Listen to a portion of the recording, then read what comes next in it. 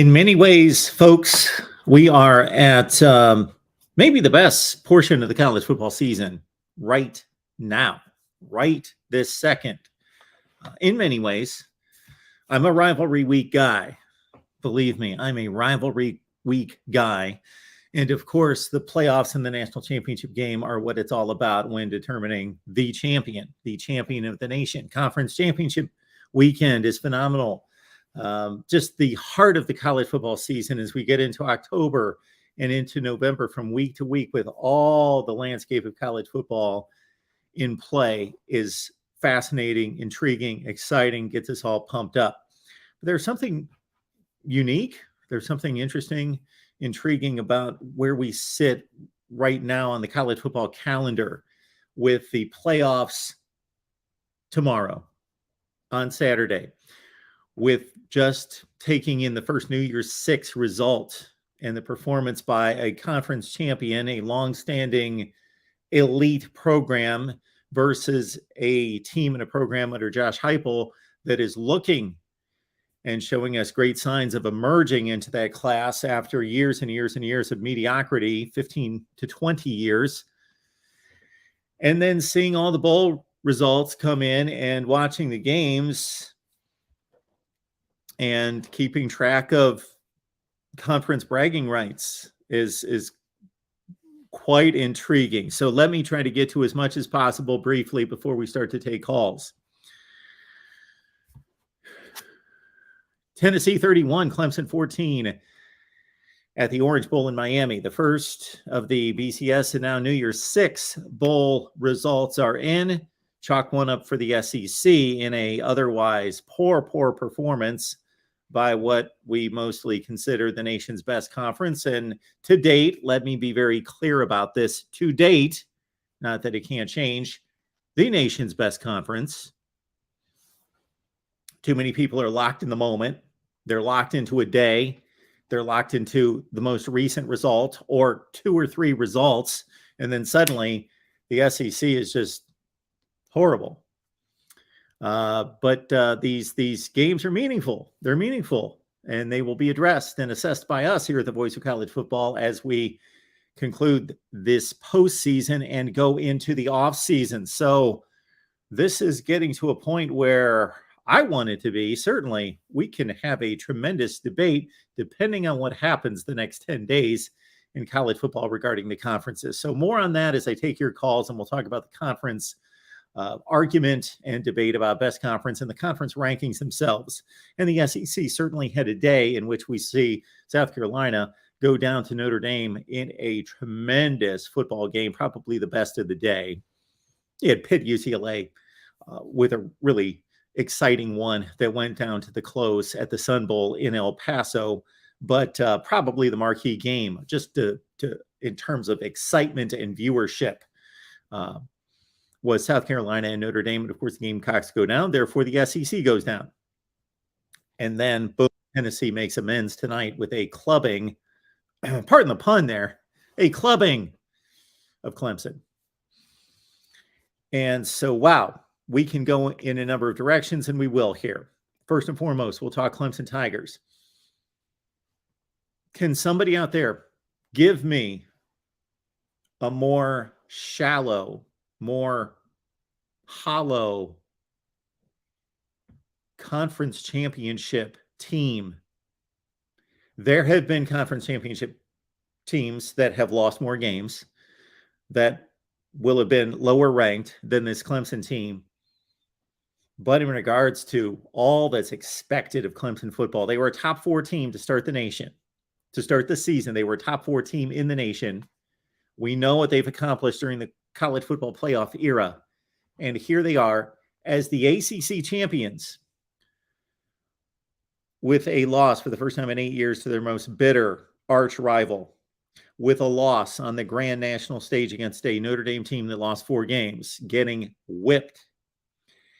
An ACC championship in which the league looked terrible during the regular season outside the conference, defeating a team that tripped all over itself during the end of the season in North Carolina, losing 3 consecutive games, and that being the win, albeit a dominant one, to get them to another ACC crown. And then this performance in a bowl game. Can anyone think of a more kind of shallow, hollow conference championship season for a team than what we saw out of Clemson this year?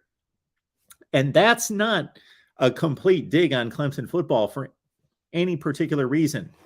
I've stated this from time to time. Dabo Swinney, as it stands right now, is my favorite coach in college football for a number of reasons. And the way he handled Cade Klubnik tonight displays one of those reasons. Now, we may have gotten a look into why Cade Klubnik was not given the keys to this football team as soon as a lot of people thought or anticipated or believed it should be. He is a tremendously talented quarterback. I expect to have a remarkable career. To set it in the Trevor Lawrence or Deshaun Watson category and put that bar on him is a reach. Not that he can't accomplish that, but that is too much to shoulder this young quarterback. He's just a freshman. We saw tonight the tremendous talent. From the very first series of the game, he marches the Clemson team down the field. It appeared as though they would easily score a touchdown. They bogged down in the red zone. They try this crazy option play of a fake field goal attempt, and then it all goes south from there. And then we saw them run more than 50 plays on the opposite 50-yard line, on the opposite half of the field.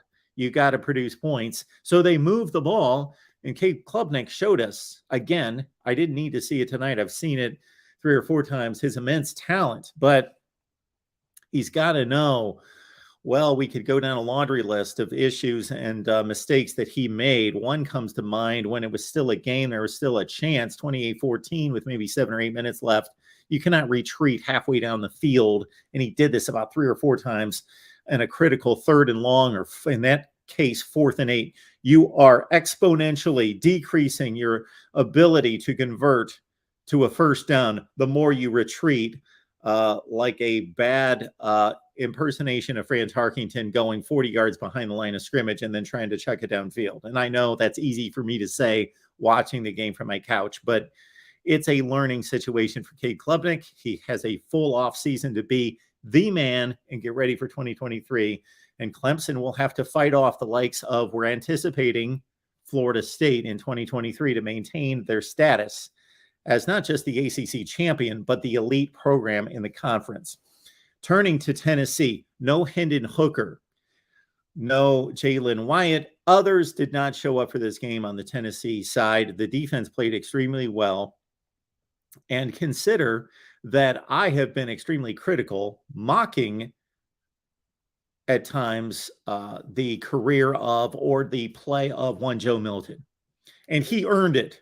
He definitely earned it.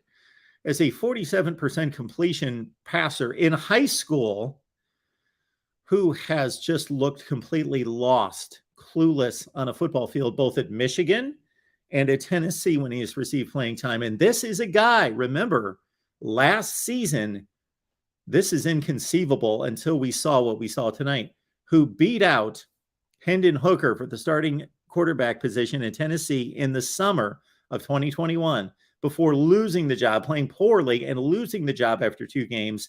And then the rest is history, and Hendon Hooker is one of the best quarterbacks in the nation. But we saw on display Joe Milton, the guy who, I got to give him a ton of credit, stuck around at Tennessee, learned from his mistakes, admitted he was not good enough to be the starter, admitted he had a lot of learning to do, and he's done it. I did not see the game against Vanderbilt. I'm sure few did, 59-0, but he played well in that game, reasonably well, and he's obviously matured and grown and learned a lot. Not that he didn't make mistakes in this game. He is not a polished, finished product. He is not the guy that we saw in the press box a number of times or in the luxury suites, Peyton Manning. He is not a dissector of defenses at this point in his career, but Joe Milton, much improved in Tennessee. We won't belabor the point. Interesting season. Can they continue it? Josh Heupel looks mighty impressive, and Tennessee might be the program on the national map. I know Florida State's kind of waiting in the wings, but that showed, okay, we are ready to push through and be the Tennessee program. And for you young college football fans, yes, this is the second most successful. This may surprise some people, may get some pushback on this one. In the history of the SEC, you may guess LSU, you may guess Georgia. You would be wrong. Tennessee, the second most successful program in the history of the SEC, so they may be finally first double-digit regular season winning season and total season win total since both 2001 and 2004 for Tennessee as they finished 12-2. And we'll see where if maybe they'll finally get ranked ahead of Alabama by some people. Possibly, I don't know. They won the game and finished with the same record and now a better record than Alabama, depending on I should say 11-2. 11-2 with the let me back up on that. They went 11-1. No, they lost the 2 games. Yes. So let me back up on that. Georgia and South Carolina. So this finishes them at 11-2. 11-2. Yes. So Alabama has a chance to match that, but of course the 2 teams played. All right.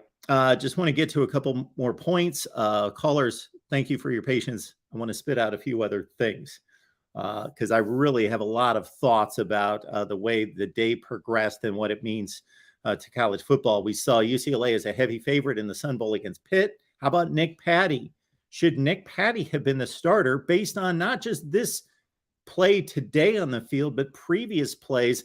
I think this is maybe, and I'm not there at practice every day to compare Nick Patty and Keaton Slovis, but Keaton Slovis's level of play has dropped consistently since he made the big splash for USC in 2019.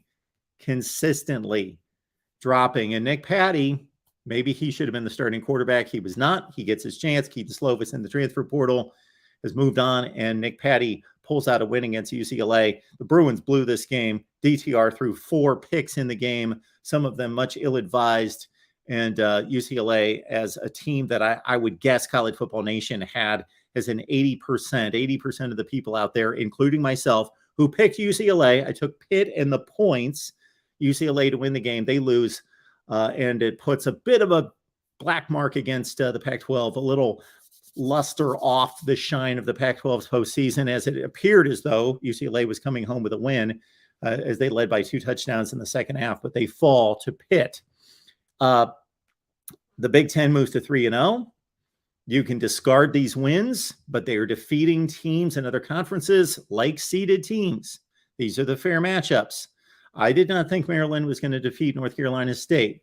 We had a showdown of Ben Finley, who's basically the 3rd, or maybe you could consider him the 4th string quarterback in NC State this season.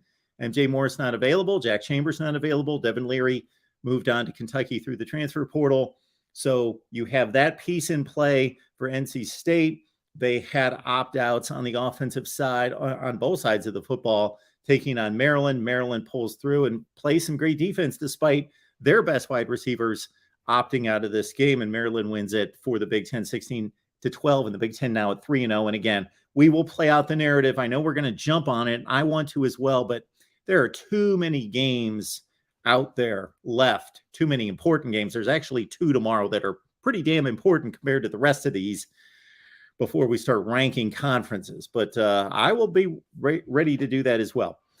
And then this other game today, of course, South Carolina and Notre Dame. Notre Dame did their very best to hand it to South Carolina. Just an entertaining game, great game. North Carolina Notre Dame down by 2 touchdowns several times in this game, 21-7 in particular, down a couple scores later, and they come back and they defeat. And after throwing a pick six that could have iced the game, and it tied it up for South Carolina, Tyler Buckner brings back Notre Dame. And Marcus Freeman and company, they finish off a fine season at 9-4. That was kind of a feel-good game in that neither team is really reaching for a whole lot this season. It's more about the future and who can put the best foot forward toward the future. And with Notre Dame, they will finish in the top 25 in America at 9-4. 2 inexplicable losses to Marshall and Stanford, of course, but otherwise Notre Dame with a pretty strong season. And I think people, we heard all sorts of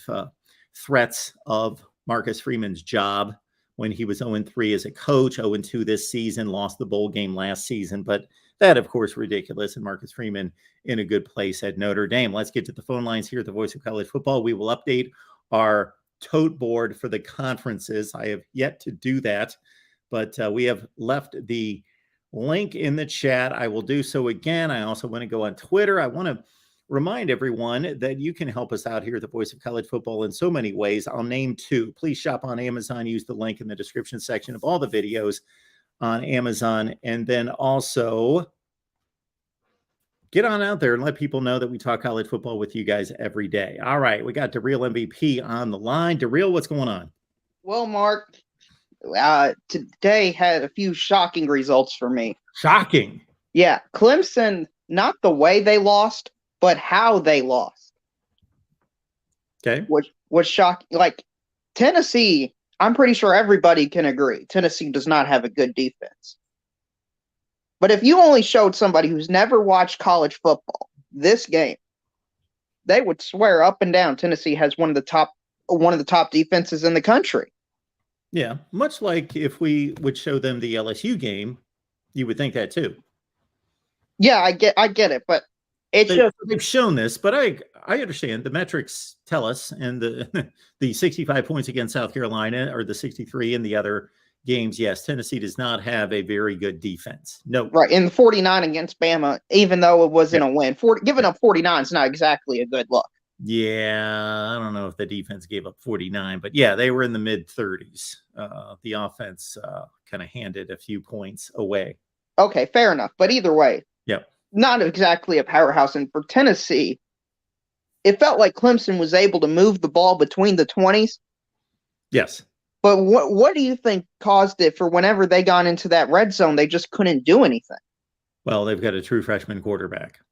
And they also, for as much as they're a better offense under Cade Klubnik than they were under DJ Uiagalelei, Clemson's a far cry offensively. And not just the quarterback position. They are a far cry from their heyday of 2013 to 2020 with the DeAndre Hopkins and Martavis Bryants and Mike Williams at wide receiver.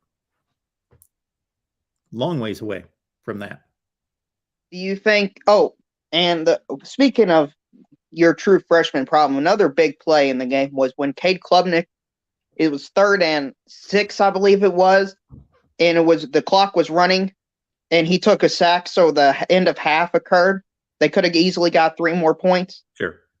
I mean, it was 14-3. You make it 14-6. Mm-hmm. That could have altered the game a bit. There were a lot of those moments. Yes. Yeah. The missed field goals didn't help them. It felt like Clemson was just constantly hurting themselves in this game. Is that a coaching issue? What is that?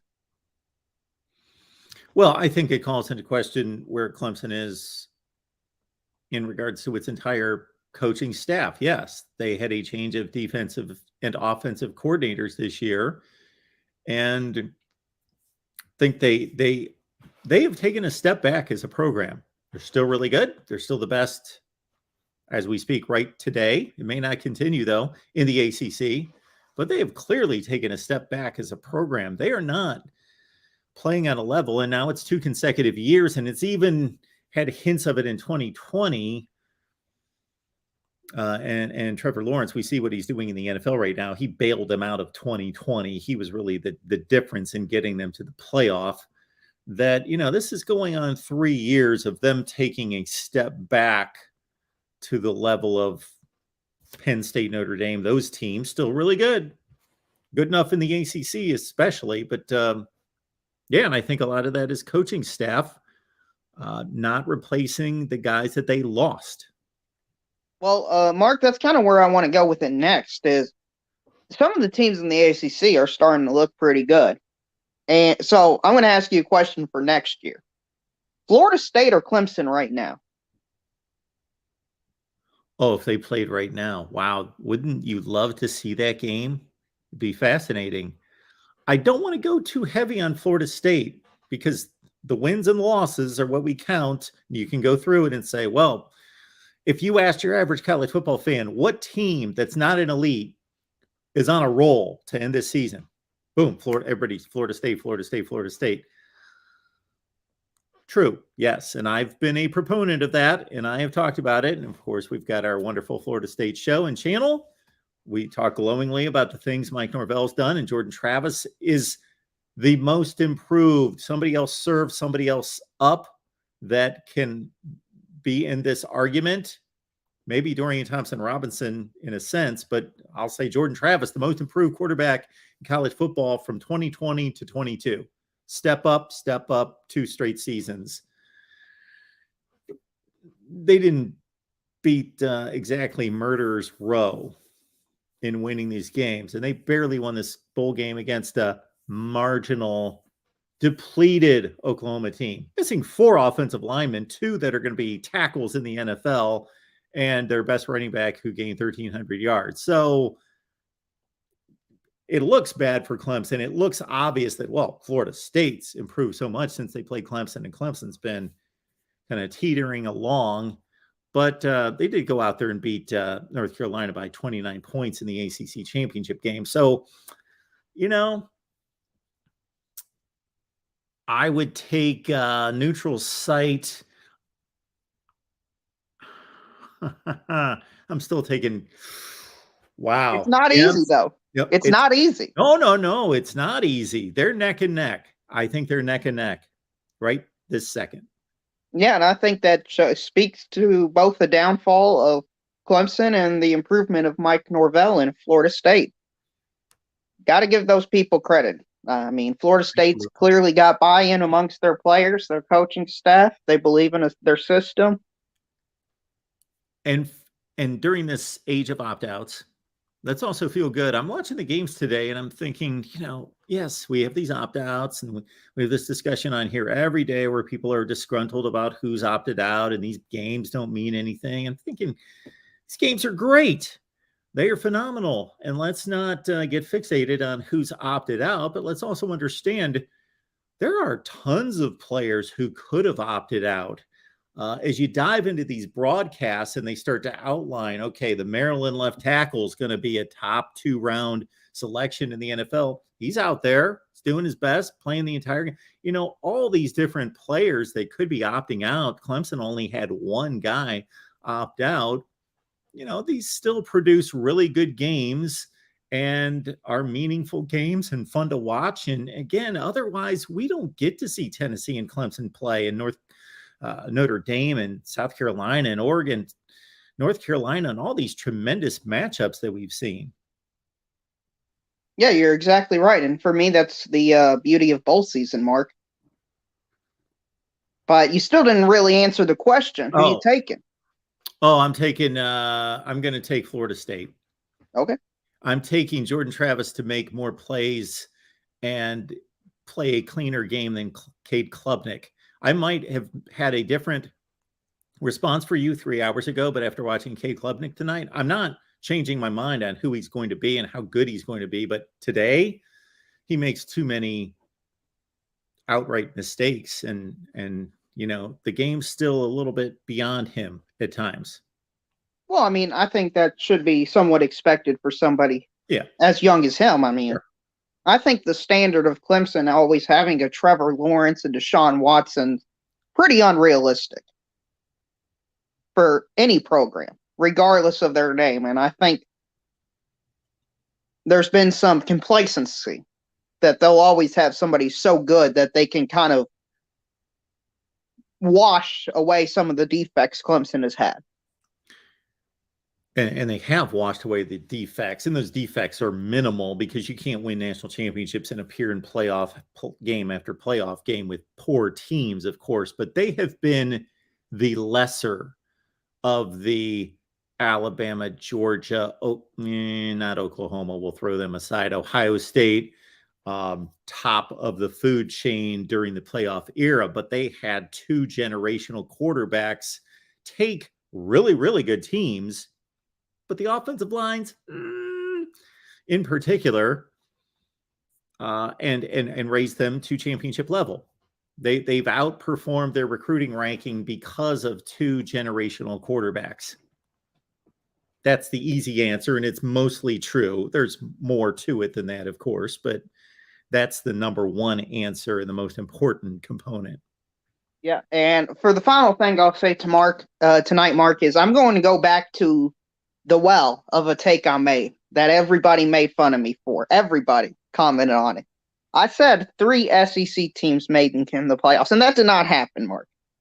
But 3 SEC teams could finish in the top 4. Do you think that's on the board? Well, yeah, we can draw up a scenario in which that happens. Sure. Okay. So I still get my 3 SEC teams in the top 4. Not the way I wanted it to be, but it's still possible. Yeah. Ohio State's going to plummet if they turn out to be a fraud by most people's estimations. You know, they're going to plummet to the back half of the top 10. And yeah, we could go through every team. TCU's already got a loss. They're going to plummet if they get whipped by Michigan. Yeah, it could be a Michigan and 3 SEC teams Final Four. Yeah. And for me, that would be just beautiful. That would bolster. I know it would. The SEC. And Tim brought up to date the tote board here, and I believe the SEC's 2 and 4. That is correct, but we need to add context to that record, Mark. Of course we do. Florida State, Oregon State. I mean, I understand Florida lost the game, but that was not a like-seeded matchup at all. South Carolina, Notre Dame. You have a 500 SEC team going against Notre Dame. And it was a pick'em type game, based on the way the result played out on the field. Either team could have won it. Yep. So I don't think these results are necessarily. Oh, absolutely.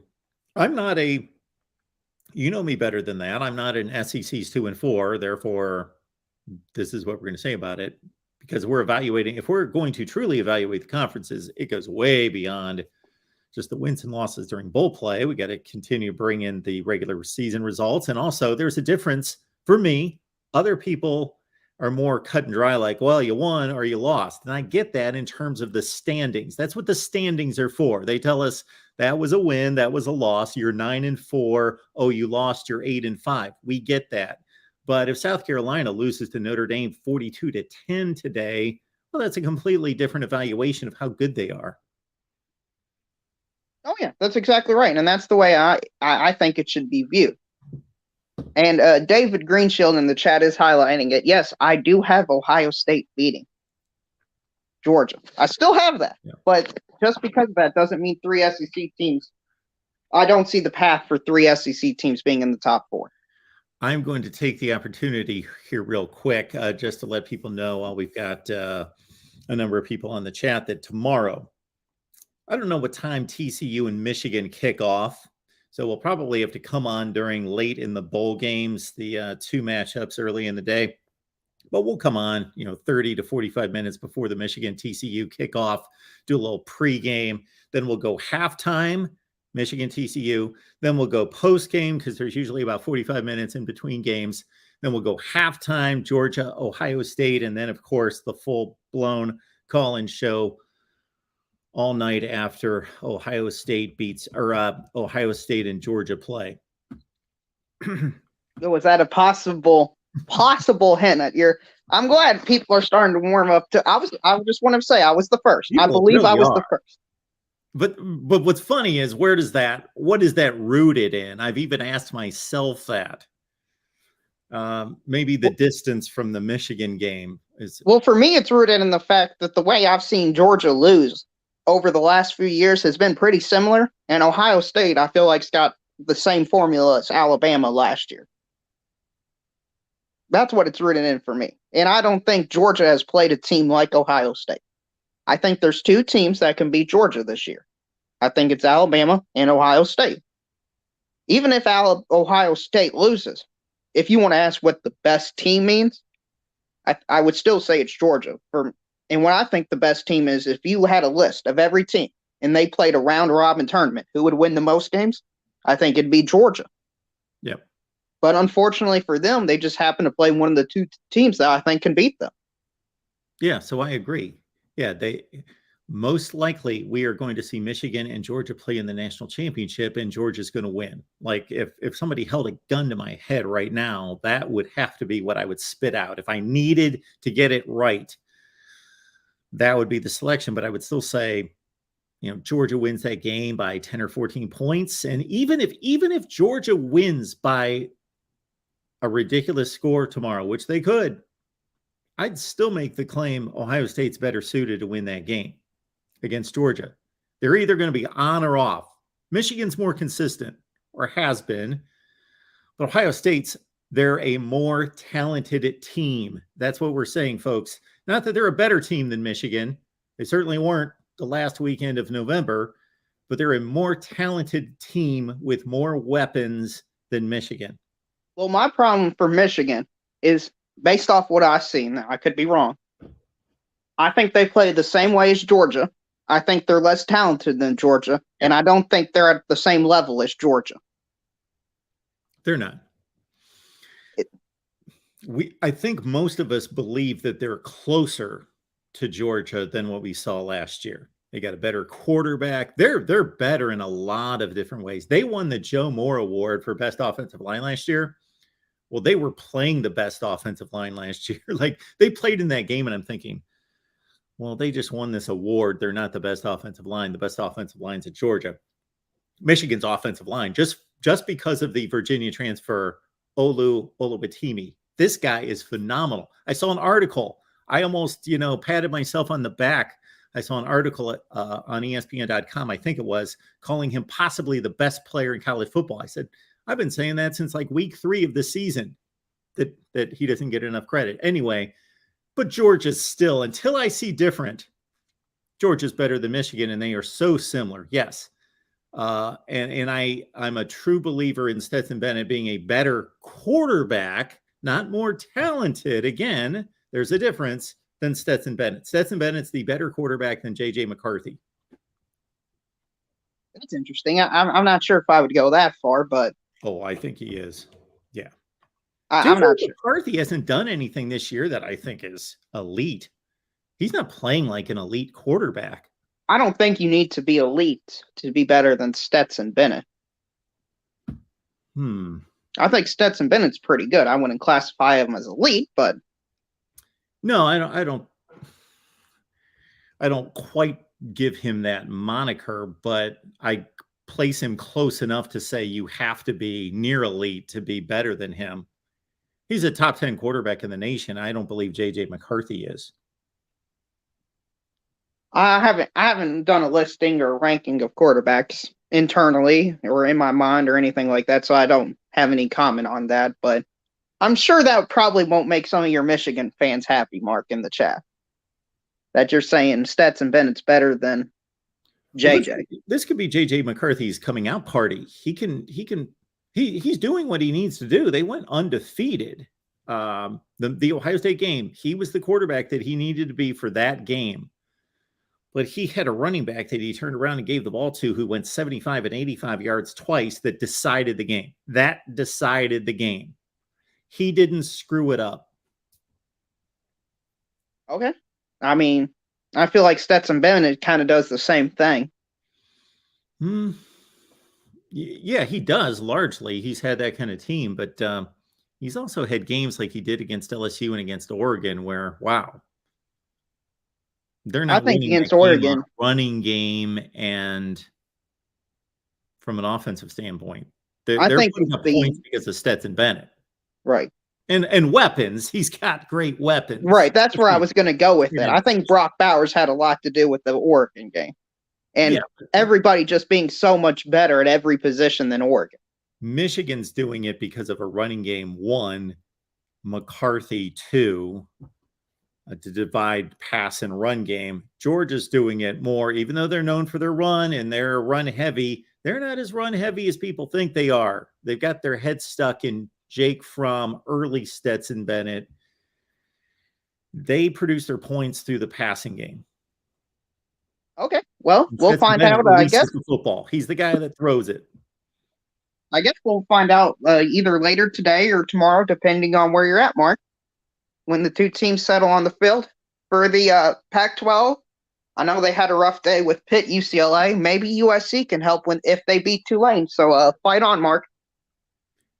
Thank you, Darrell. Appreciate you leading us off tonight here at the Voice of College Football.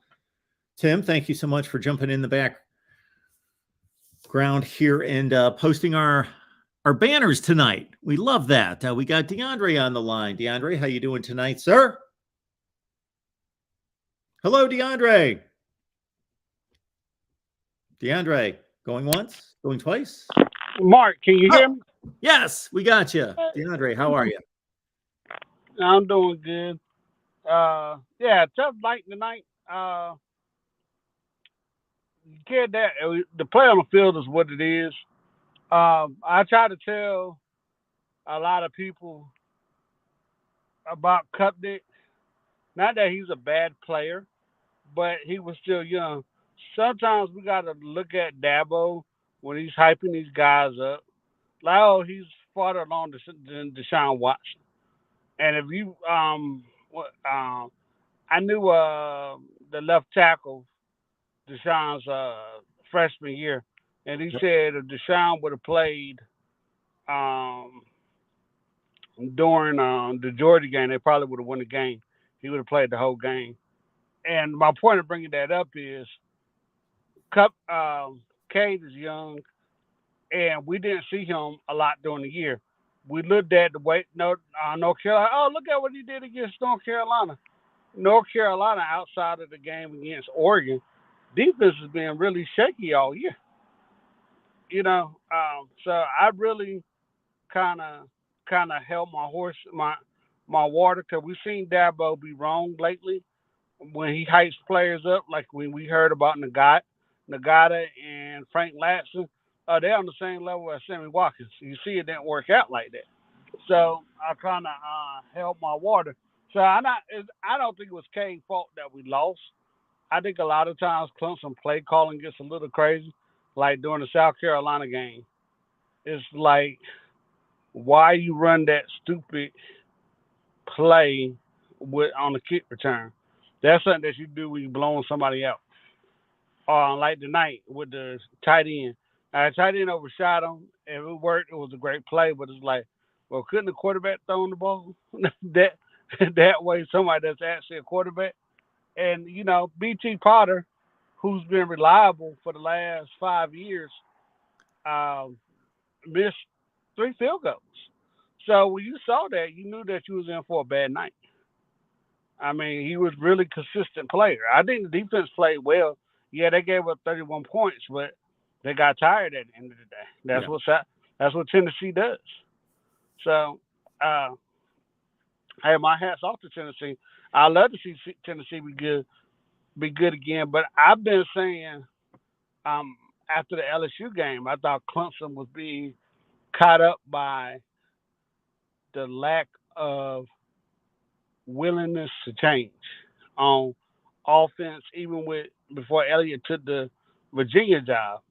The lack of trying to go get some type of outside analyst to look at what's going wrong.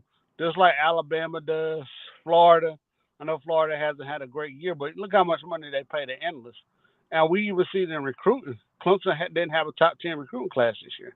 And I know the national championship that Deshaun Watson won, that was the less amount of 5 stars to win a national championship and in recent era. So I just think sometimes you got to have a willingness to change. And I know you want to be loyal to the people around you, but I just think that sometimes you have to change who you are a little bit.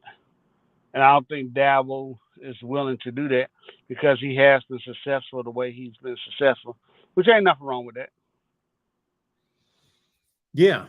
You got a lot of good comments in there, DeAndre, a lot of things that I believe in. So I think successful people have core values that always work, regardless. They prove through the test of time, but conditions change, people change, the people you work with. Not everyone works the same. Not everyone interacts the same.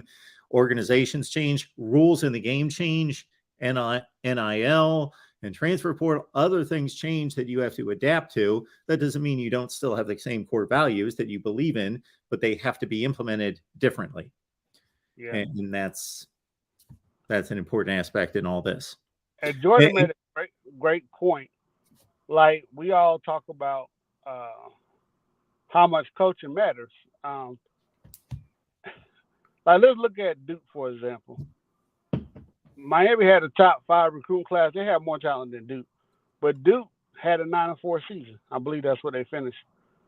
And Miami had a 5-7 season. The reason why I bring up, sometimes coaching does matter. Sometimes you got to reach outside of the family, or go, if you're gonna do something, go ask the Scots to come back. Go ask what's my boy name? He was a coach at Arkansas. He didn't turn out to do too well. Chad Morris. Chad May. Morrison, yeah. Ask him to come in and say, hey, can you see what we can do to revamp our offense instead of just totally just wiping them out? Because I know that Clemson, when he was there, they kind of said that Chad Morrissey ran too many plays in a row. But I think he was going for 190 something, like what we see Josh Heupel do.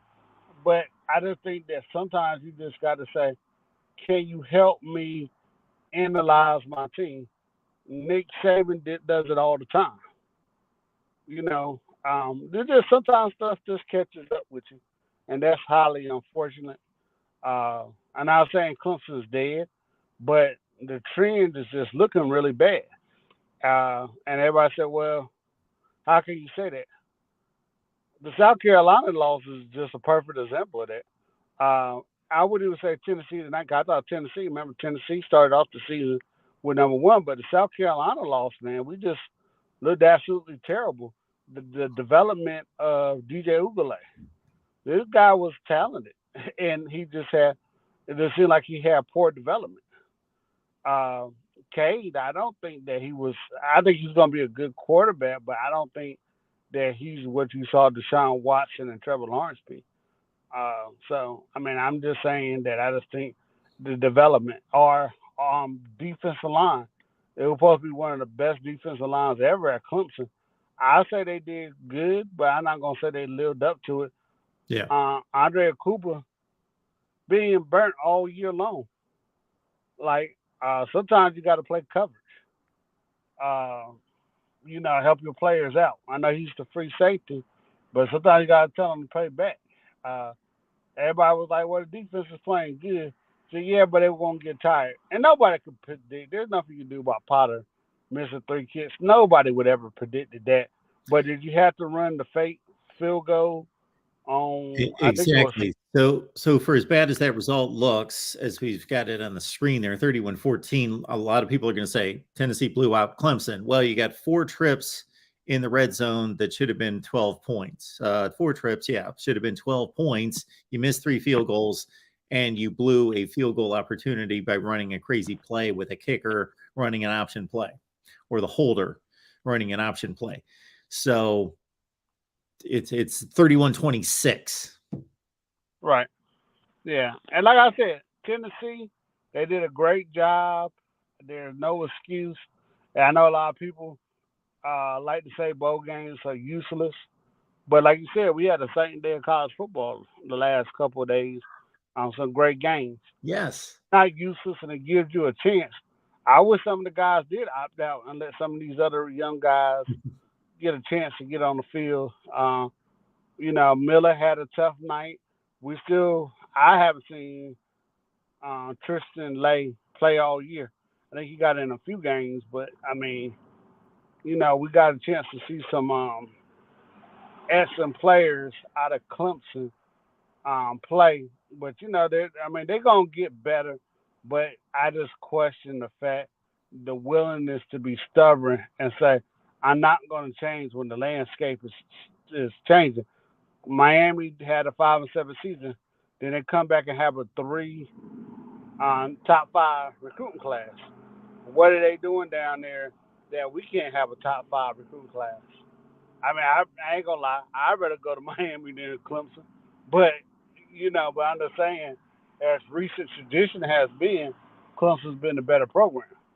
So now all of a sudden they got, what are they doing to outsell you? I mean, you know what I'm saying? Alabama, there's no different team where Alabama and Clemson is. When I say that, what's to do in the city? So, you've been on Alabama's level. Alabama's still recruiting in the top three. So why you're not? Georgia too. I mean Georgia. I mean, don't get me wrong. I know Kirby Smart is a great recruiter, but so should Dabo. Now, I just think he's doing some things that he needs to change. I know a lot of people don't like to hear or criticize that are Clemson fans. No, it's not Dabo's fault. But when you see that your program is not going in the same direction as it once was, you got to ask that question. I blame the weather in the Notre Dame game. I think we would have lost that game no matter who was at quarterback because of the way the weather was. But however, I just really think there needs to be some changes and look at if you look at the I'll let you go after I make this comment, but if you go look at the two games Clemson has lost at home in the last 10 years, all of it's been because of poor play calling.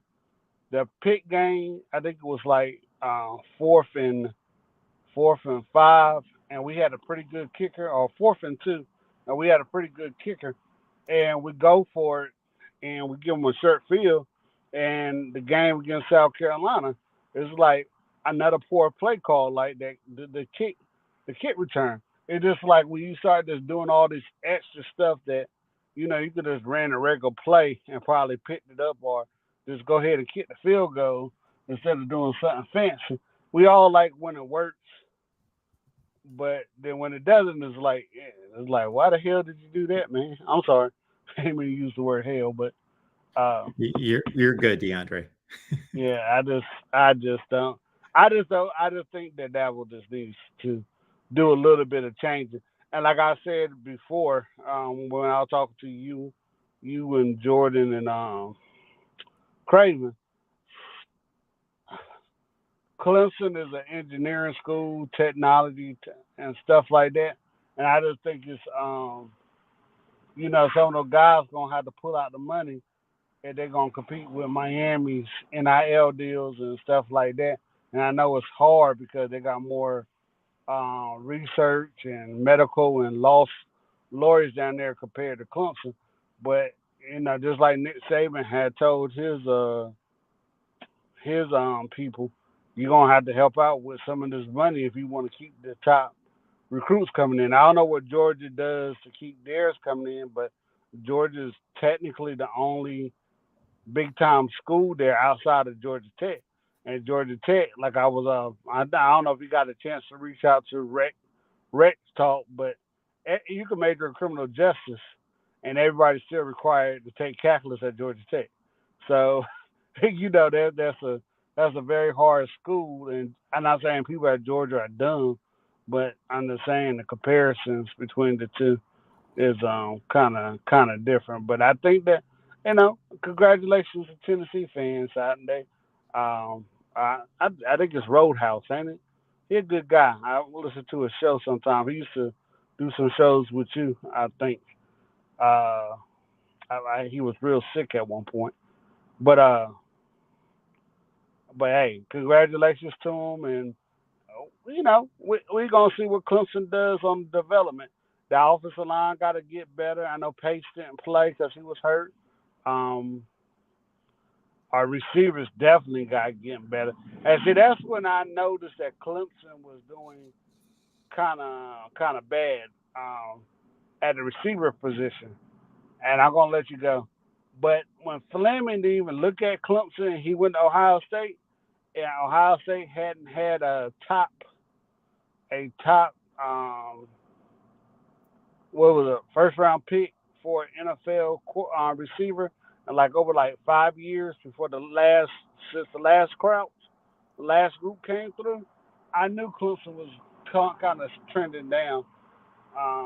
But oh, Mark, let me ask you one question. I apologize before I let you go. What do you think of Quentin Urals? Do you think he lives up to the composite height?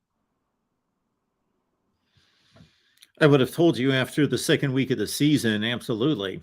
After one quarter against Alabama and a bad Louisiana Monroe team, but I have not been so impressed. Not against TCU, although he was under siege against TCU. He didn't have much of a chance in that game. His offensive line did such a horrible job, but he was not good in that game. And of course, I saw the bowl game. Well, I saw some of the bowl game against Washington, but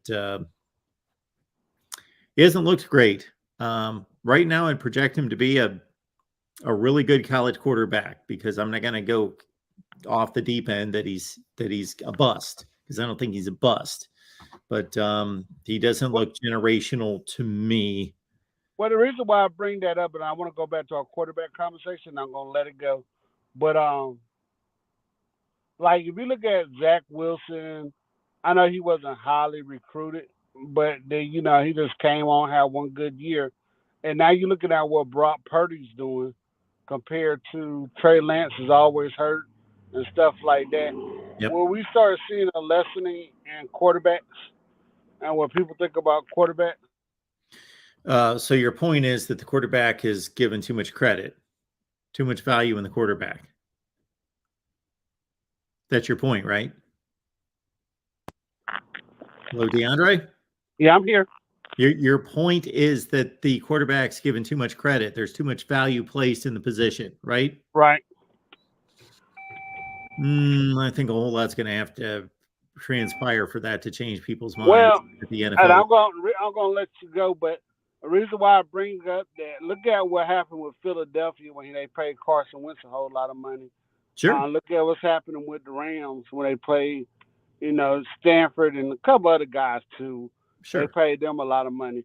If you go look at these teams that are paying all these quarterbacks a lot of money, go look at Seattle with Russell Wilson. They paid him a lot of money, and they had to kind of gut their teams. And now you're looking at Brock Purdy. I know it was a two or three game. You're kind of dividing the conversation or the debate, though. When you talk about Russell Wilson, you're talking about a legendary quarterback who may be just in a bad situation or at the end of the line, or just he's at a downgrade in his performance. That doesn't in any way change the fact of his value when he was in his prime. That's different than evaluation of young quarterbacks who haven't proven anything. Right. Well, I'm just saying. Somebody. Right. I'm just saying. I just think the quarterback is I think the value. All right, DeAndre. We appreciate it. Thanks so much for calling. All right, everyone. Appreciate you being here at the Voice of College Football. A couple reminders here. One would be that we will be live prior to Michigan TCU. So I believe they kick off at 4 p.m. Eastern time. We'll be here at 3:30. We'll be right at the tail end of the two bowl games. And so we'll keep you updated on that, talk about those games, and of course, preview TCU Michigan. And I will unveil my prediction at that time, and also Ohio State, Georgia. So we're going, bam, live for pregame, Michigan TCU, halftime, postgame / pregame, Ohio State, Georgia, halftime, then after the game. So call us anytime tomorrow. And folks that are on social media, you folks that are on Twitter in particular, because that's where I spend most of my, at least college football related portion of my social media content and conversation. If you run across some knuckleheads on there, please have them call the show. I would just love. One time I tweeted this out today because somebody made a moronic statement, and then I refuted it, and we went back and forth. And of course, you're not going to get anywhere making blanket statements, one line statements on Twitter about a complicated argument. I'm not talking about rocket science, but it's more complicated than a one-line statement. And this is where the conversation always ends when I tell them, please call my show and we will discuss. That is like, I will have like 18 tweets back from this person. Boom, boom, boom.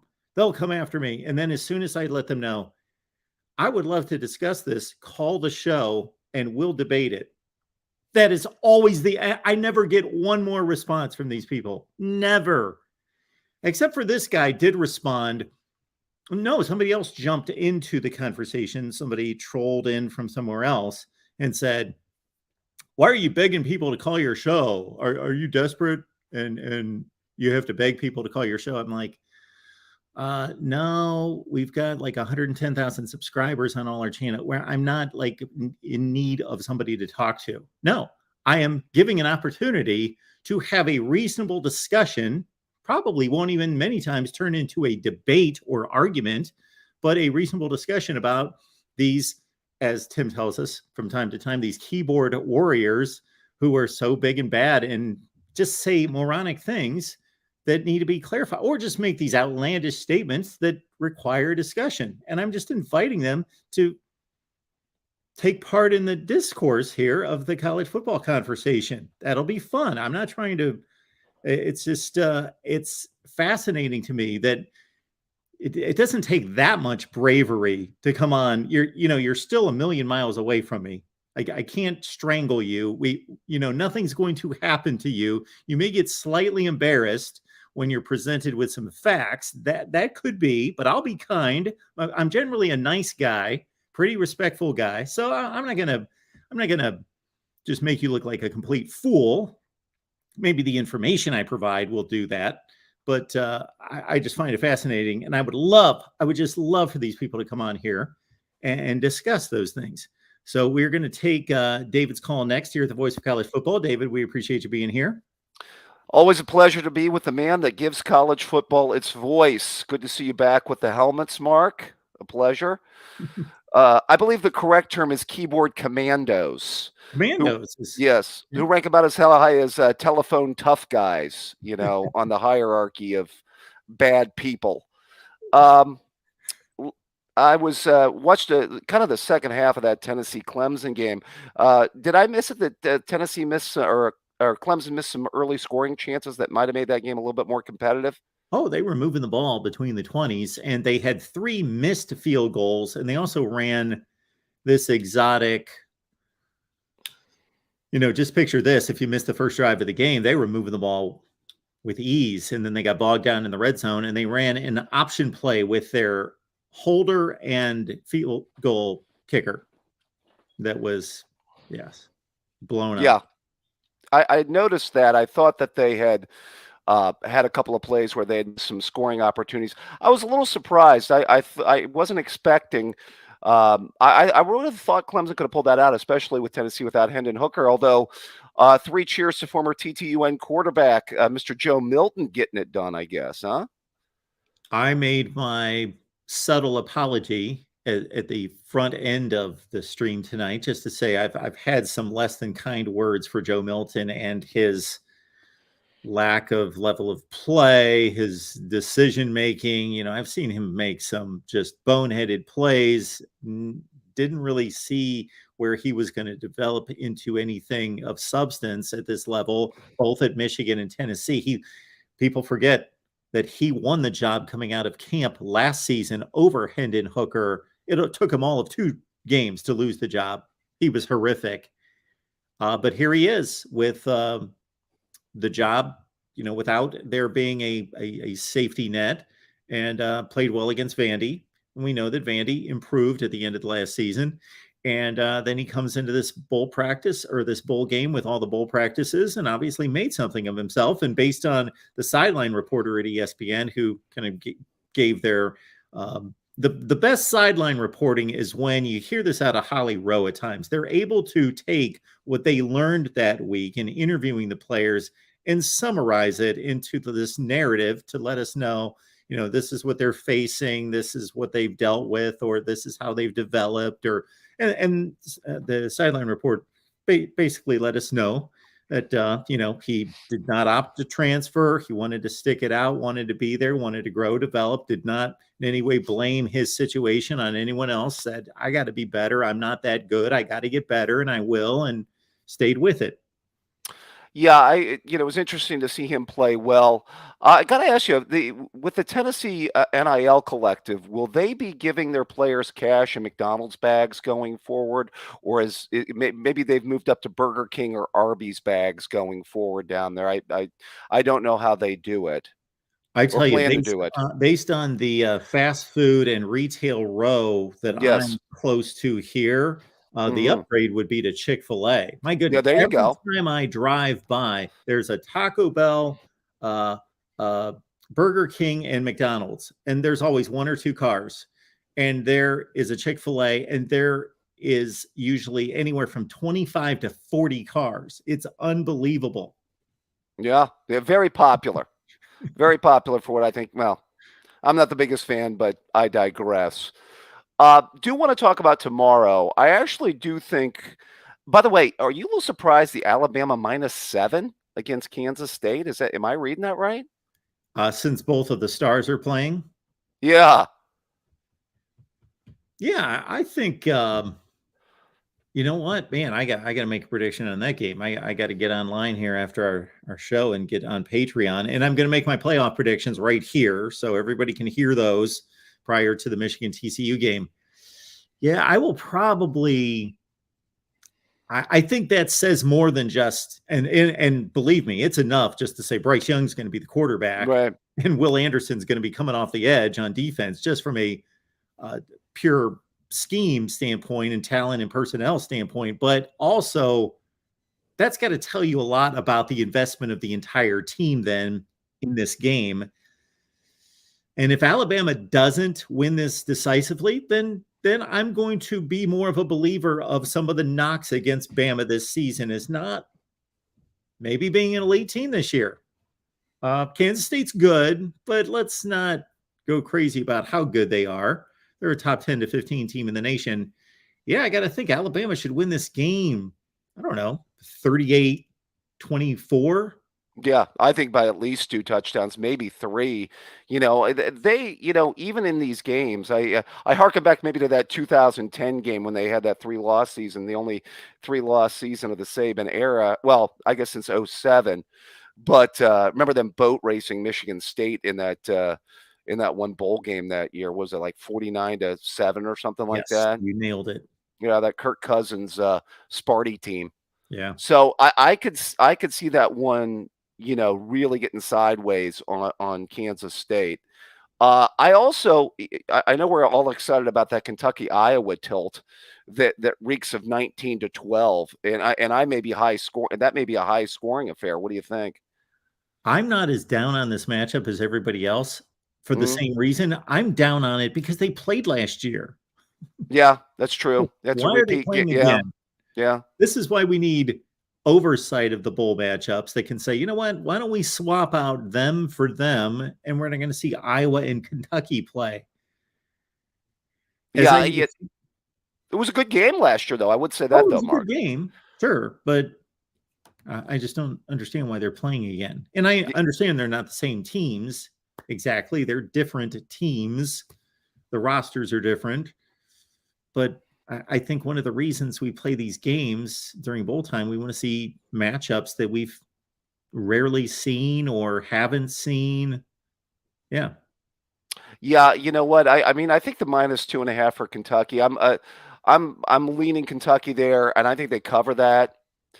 At least that's what I've noticed is 2.5. I don't know if that's what you have it at as well, Mark. So I think they cover that, and I think it's a good early start for the SEC. Now let's get to the fact on whether it's going to be a good late ending for the SEC. Well, I came to give my prediction, Mark, and I've thought the game over. I think it's going to be a close one, but I keep coming back to 2 factors in this game that really give me cause for pause. One is, and we've talked maybe about one of these factors over the course of the year. I keep coming back to Ohio State's pass defense. And then I also come back to Ohio State in the red zone. I do think that there's a path to victory for Ohio State here, especially if they can generate big plays in the pass game. I mean, last year, the only offense to crack the code of the Georgia defense was Alabama. And that was based on the Mechie, Jamison Williams combination, who both had really good games. I don't know about you, Mark. I'll put Emeka Egbuka and Marvin Harrison Jr. up against Mechie and Jamison Williams. How do you think of that as a comparison, Mark? I know our Southern brethren probably thinks that Mechie and Jamison Williams are Jerry Rice and Randy Moss, but I'll put Marvin Harrison Jr. and Emeka Egbuka against those two, and I'll take our two guys. If you separate the matchups, Jamison Williams was tremendous last year, and He was. may have won a national championship had he been on the field for Alabama. So he was that good. So I'm not taking away anything from Jamison Williams. Marvin Harrison he's otherworldly. Emeka Egbuka and John Mechie, I think that's a reason. I think they're close, similar players. So yes, the combo matchup goes to the Buckeyes. Decided. Right. That's where I'm going, and that's why I think we have a chance. I think the two things that give us a chance are, number one, I think we can stand up and pass pro. Ohio State's only given up 8 sacks the entire year. As we said, the problem against the team up north was not pass pro. I mean, that was like, if that was a problem, it was like the 80th problem because it wasn't much of one in the game. And I think that I think again, the matchups on the outside give me encouragement, but I mean, bottom line, this comes down to the coaching staff. Ryan Day's had over 30 days, and this comes down to CJ Stroud. And as I mentioned, I mean, the two things I cannot get past, and the two biggest concerns are pass defense and red zone offense. And that's why I can't go there. Right now, I'm going to go Georgia 38, Ohio State 33. Oh. I think Ohio State kicks field goals, and I think that's the problem in this one. Yeah, you're going with the final score of the 87 AFC Championship game. Yeah. Well, that was aided by a safety at the end of the game, having watched that game from start to finish. So, yeah, everything that you say is extremely reasonable in every way.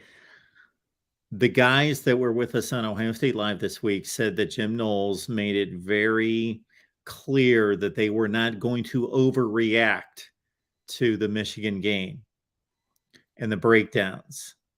So what I want to see more than anything, I'm going to be fascinated. I think Ohio State's going to play offense the way they play offense. There might be a few wrinkles, maybe an interesting play that they throw in and some subtleties here. And I definitely am intrigued to see the rotation at running back and to see how that plays out. But on defense, how they're going to play is going to be fascinating to me to see Jim Knowles' approach to this Georgia offense. What happened. It will be interesting to see if he tries to dial up those blitz packages again and bring pressure. You know, I think I don't expect them to give up 5 plays of over 40 yards for touchdowns. I think Georgia's going to generate chunk plays. Don't get me wrong. And I have them scoring because I'm predicting them to get 38 points. So, but a couple of things. I think the tight end will be a problem. I think Bowers will have a good day. I also worry about McIntosh out of the backfield. And it's going to be interesting to see if McConkey plays. By the way, son of Phil McConkey, former Giants wide receiver. Or is there a relation there? I've heard that. We'll have to look that up. I always wonder that. We will have to look that up. Yeah, I will give that a look at some point. Maybe food for thought there. Yeah. I just and then the other thing, I'm making something that's historic, by the way. Ohio State has not lost a game when they've scored 30 points or more since when, Mark? 30 or more points. The last time they lost a game, was it the Orange Bowl in 2013 against Clemson? Yep, the day that Braxton Miller's shoulder went to die. Yeah. unfortunately. Or as I call it, also the Sammy Watkins game, the day they couldn't cover a screen pass. Still almost pulled it out at the end of the game. Had 2 opportunities. Taj Boyd tried to throw us the game at the end.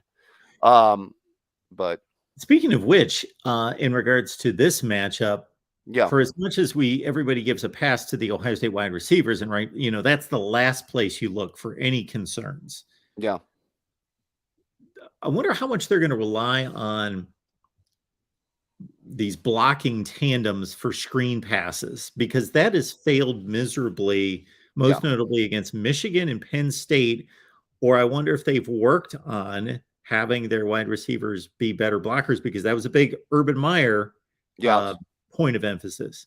Yeah, that's also a reason they haven't been able to run the ball well to the perimeter. Remember that whenever they sprung those big runs and with Dobbins or Zeke in the past, Mark, it was usually because the wide receivers were really good downfield blockers. I actually talked to our old buddy Zach Smith and to rate the wide receiver blocking on a scale of 1 to 10, 1 being the worst, 10 being the best. He gave it a 3, and I thought he was being generous. Okay. So, based on what I, having conversations with Zach on a fairly regular basis, I was expecting more of a comical response, like, a negative 37 or something like that. Yeah. I thought he was being generous. Yeah. I see a path to victory, but and after 30 days, you've got no excuse, Ohio State. You have to bring your best game. You've had time to prepare. As I mentioned, this is really on Ryan Day. This is why they pay you $9.5 million, pal. And this is why the assistant coaches get paid a lot of money as well. And if you have over 30 days to prepare, you had time to get a little bit healthier. And CJ Stroud, here's your legacy. Because this is how you should be judged, is how you play against teams like Georgia. It's all about just simply winning and winning championships at a place like Ohio State. But if this game turns out the way you just mapped it out, 38-33, I'm going to be fairly kind, because I think they're playing the best team on the planet at the collegiate level, and they were also the best last year. And if they play a great game and it comes down to the wire and it's as good a game as 38-33 sounds, that's not acceptable in a way, right. But somebody's got to lose the game, and if they play that well. Yeah, I want to think we're past moral victories here, Mark. I really do. We are past. We've never been at a place of moral victories at the Ohio State, but I'm just stating in terms of it being, okay, what's wrong and what did they do wrong and what's wrong, what needs to get fixed, who needs to get fired, all that type of talk. Yeah. Versus if this is a 49-17. Sure. No, I hear you. If it really gets away from them, then that bodes really bad for the off season and for Day and his staff and what happened. I mean, as I say, I would have been a little bit more confident, and if Ohio State had Jackson Smith going into this game. Ohio State's offense, as I mentioned to you, always is at its best when it has 3 receivers to throw the ball to that are at that high a level. Yeah, I have dismissed that injury maybe a little bit too much. My point has been, if you're going to lose a player of that magnitude, that's the unit that you lose it from, rather than other places on either side of the ball. But to your point, then you just create all sorts of nightmares for Georgia to have to draw up and match up guys that can cover that type of talent in space. Yeah, because anybody with half a brain can figure out Jackson Smith and Jigba and Marvin Harrison Jr. together on the same field would be really, really good. I mean, even the most Ohio State hater would say, well, that'd be tough. You know? Yeah, absolutely. And just to clean up the Phil McConkey portion of this, if we can trust our folks at Wikipedia, Ladd is not related to Phil McConkey. I'm just curious. Yeah. Made me think of those 86 Giants, Mark. Mm-hmm. That's right. He scored a touchdown in that game. That's right. Super Bowl. Well, always a pleasure. I will try and get back with you, hopefully, after the game to celebrate an Ohio State victory. I'm trying to stay optimistic. And as always, go Buckeyes, and great show, Mark. Thank you so much, David. We appreciate it. Take care. David says Buckeyes go down to Georgia, but it sounds like a really good one at 38-33. I can see any result. If you would throw up a score, I can see any score except 3-2. Obviously, that would be the Iowa-Kentucky game, but anything except Ohio State running away with a win against Georgia. Nobody's anticipating that if the game's 42-17, that it's going to be Ohio State winning. No one's considering that, including myself. We could possibly point back 2 years to a game against Clemson in the semifinal in which Ohio State was a 7-point underdog against Clemson. They blew the doors off Clemson. I'm not predicting that. I'm just saying it's stranger things have happened, but I think Buckeye fans would take a 1-point win for sure. All right. I apologize for neglecting the super chats that have come in. Thank you so much for that. Victor's Valiant. And we've got him coming up on a call here next. Love the content. Always look forward to your college football analysis. Well, thank you so much for that, Victor's Valiant. I know that you are anticipating a great day on Saturday, and there we go. Thank you so much for that, Tim. Gixer Squid, I hope I pronounced that correctly. We appreciate you being here as always. Just hit the like button, folks. Thank you and the team for the show. Fight on. Absolutely. USC and Tulane get together on January 2nd. Let's get our guy Victor's Valiant on here to talk some college football, and I believe Michigan. Hey, Mark, what's up? I'm doing well. How are you? Doing good. At a hotel here in Phoenix, waiting for the game tomorrow. Oh, great. Good for you. Yeah, well, a lot of TCU turnout, actually. Been really surprised by the amount of purple. Yeah, because there's not too many of them in regards to very small. The school there, the school enrollment, and obviously by extension, the alumni base has to be small compared to. Yeah, I would say, man, it's almost felt like 60-40 almost from what I've seen. Yeah, I was down in Old Town tonight, and they were just everywhere. Maybe those Michigan fans are saving up for the national championship trip. Maybe. There's quite a few of us here. I think that and disappointment of last year's game. You know, a lot of people spent money on that game, and I was there too. Just wasn't very competitive. Yeah, so obviously you are all in on the Maize and Blue, which is phenomenal. It's good for what we do here, so we appreciate you being here. And so you went to Miami. So how do you compare and of course we're talking about two different opponents, certainly, but your level of optimism has to be much greater than it was last year. Was your thought, okay, we're worthy of this situation and we can win, or were you thinking, hey, Michigan's never made the playoffs, I want to see it, even if we get our doors blown off, I want to be there? I think it was more the latter. I think, a lot of Michigan fans, especially, last year up into the Ohio State game, I don't think any of us anticipated us beating Ohio State. We're so close in 16 and 18, and then just that game would just ruin the season, So I think it was more of excitement of being there, but knowing that you have to face Georgia. This year, definitely more optimism, and a lot of the analytics, show there should be more optimism versus Georgia. It was like, well, maybe Georgia just won't show up, Yeah, it didn't take me long during the course of the season in evaluating Michigan, as despite the losses of the two DNs and Daxton Hill in the secondary and Hassan Haskins, for as much as I love Hassan Haskins and his story of being, the 3-star, the linebacker, he gets switched to offense, he turns it on and becomes this workhorse. I love that within a few weeks, I thought, this team's better.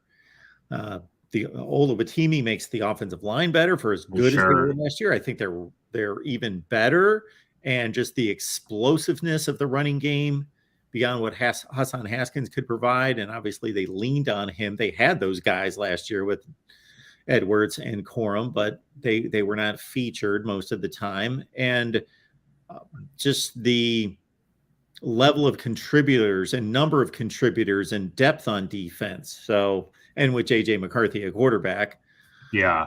that this is a better football team. Just is. I think too, the biggest difference I see from last year's team to this year's team, not only is it confidence, but speed, right? I think this team is a lot. If you look at like PFF, actually, they have Michigan as like the number one tackling team in the nation. And I think a lot of that is due to speed. Last year, you kind of see it on TV, but it's not when you get to the actual games. When I went to the Orange Bowl last year, Georgia was so much faster than what they looked like on TV. Yeah. I think, Georgia was executing more plays, but the speed differential was just insane last year. Just Michigan couldn't keep up. They were gassed. Yeah, well, you were there to see it and are letting us know that to see it in person with your own two eyes is different than TV. And I'm speaking from watching it on TV, and I knew that there would be some level of gap there that Michigan would have to overcome. But, one play in particular comes to mind that I just kind of shook my head. Nakobe Dean was on the other side of the formation. He was nearest to the TV screen. And Michigan swung a pass on the top of the field toward the far sideline to Blake Corum. And Nakobe Dean just shot like a missile and just wrapped him up. It's funny you say that. That's the one play that's ingrained in my brain from what I've shut out from that game. I do remember that, and that's when I knew, this is going to be a problem tonight.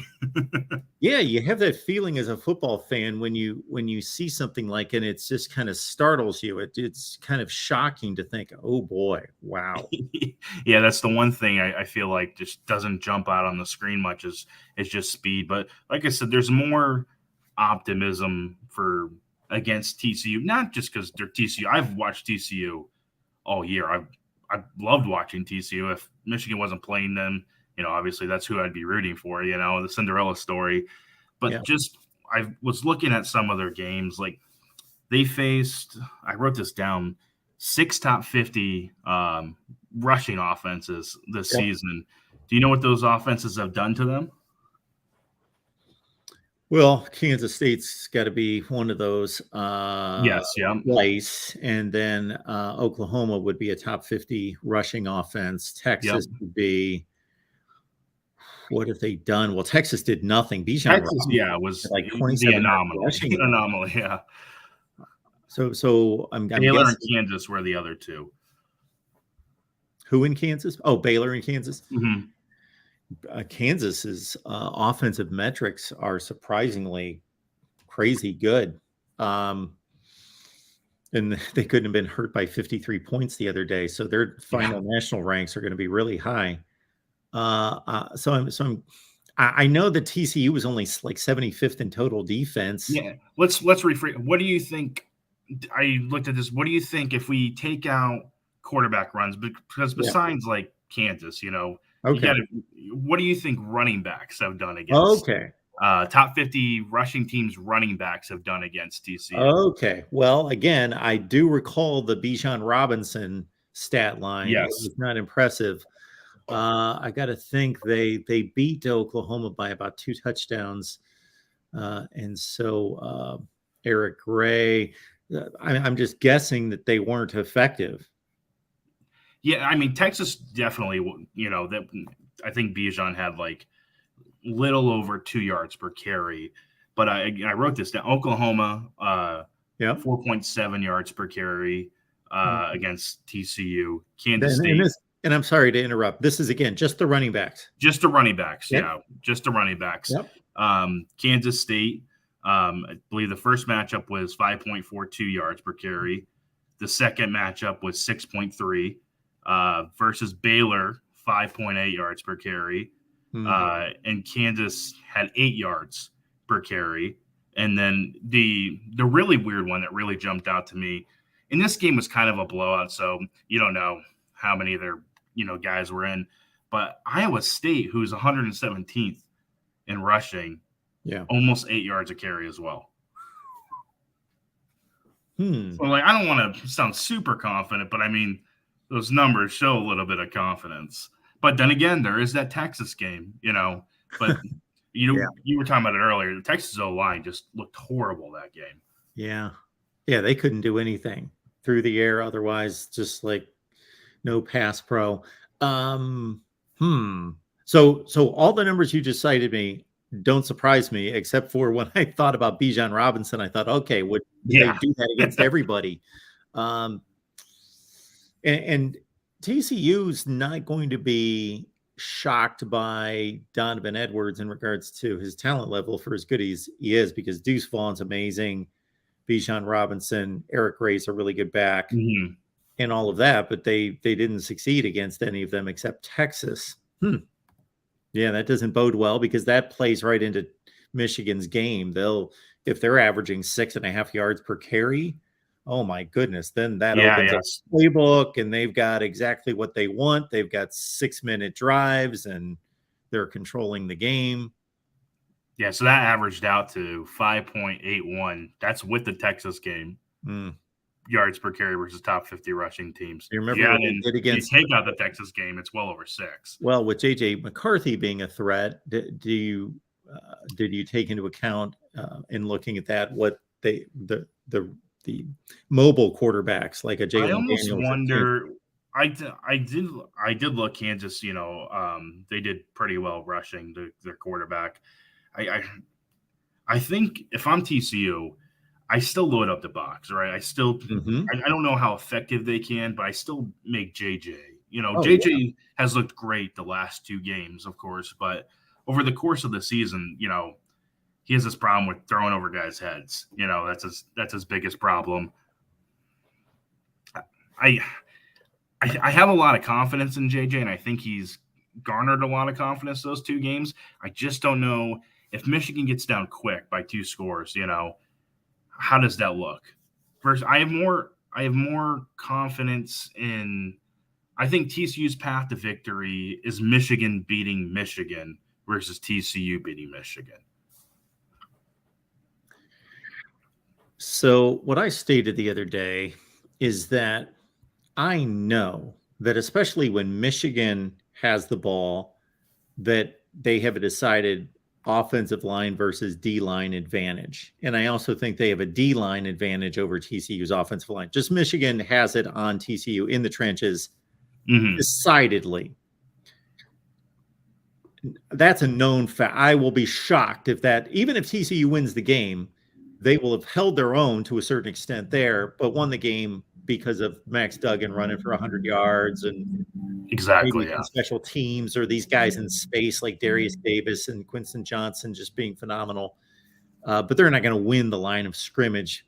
But more so, even Michigan's offensive line advantage over TCU, I think, is decided.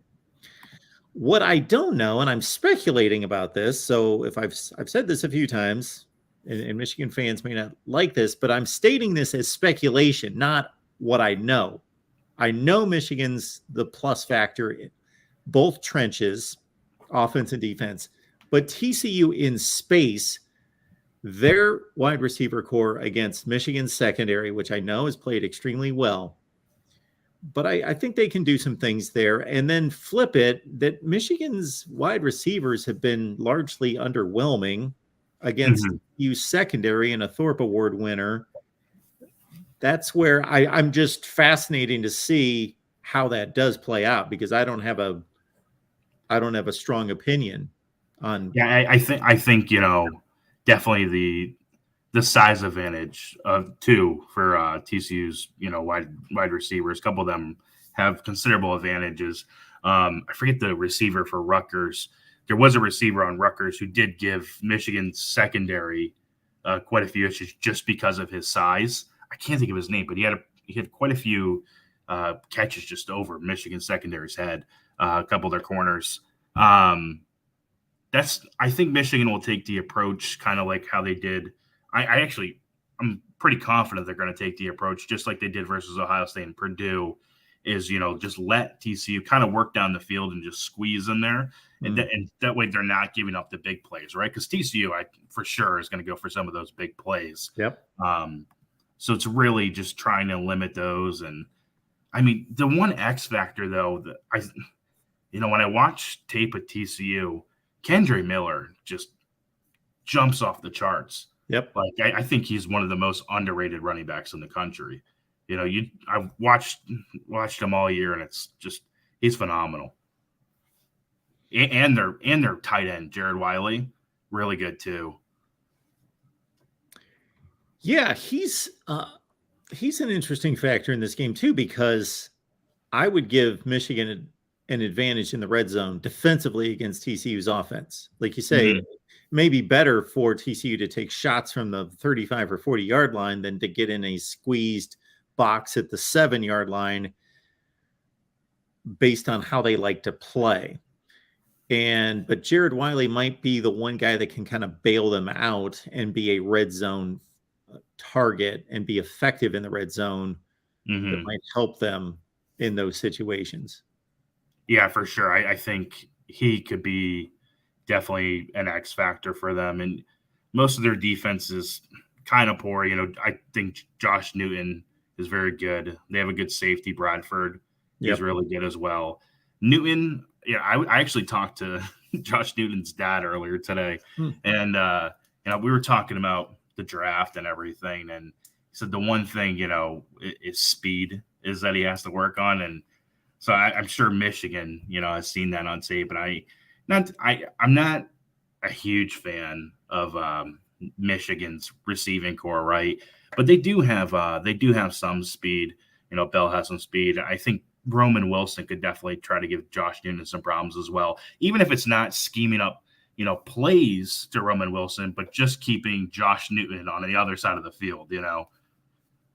It'll be interesting. I'm very confident, obviously, on Michigan, and I'm very biased, but a lot of the analytics, if you look at offensive line, defensive line, the stats, it just screams Michigan. Even if I wasn't a Michigan fan, if you look at those, it's just hard to see, versus I can look at Georgia, Ohio State, and you can look at the stats for their offensive line, how it matches up against defensive line, and you can see a path to victory for Ohio State. But I think it's going to be more Michigan beating Michigan to lose that game. Yeah, I hear you. Vegas usually knows what they're doing, and it's still, it's a decided point spread. I don't know if it's moved or where it is. I know it opened around 7.5. I don't know where it is now, but so it's not like this monumental point spread. Sure, but how many times have we seen this in the playoffs? I'm surprised Vegas kind of has them this low. Just because the history of the college football playoff, just most of these games are not competitive. And I just don't see how this one, will be, to be honest. Yeah, I give TCU a little bit more credit than that. And I think it's going to be a little closer than that. But I get your point.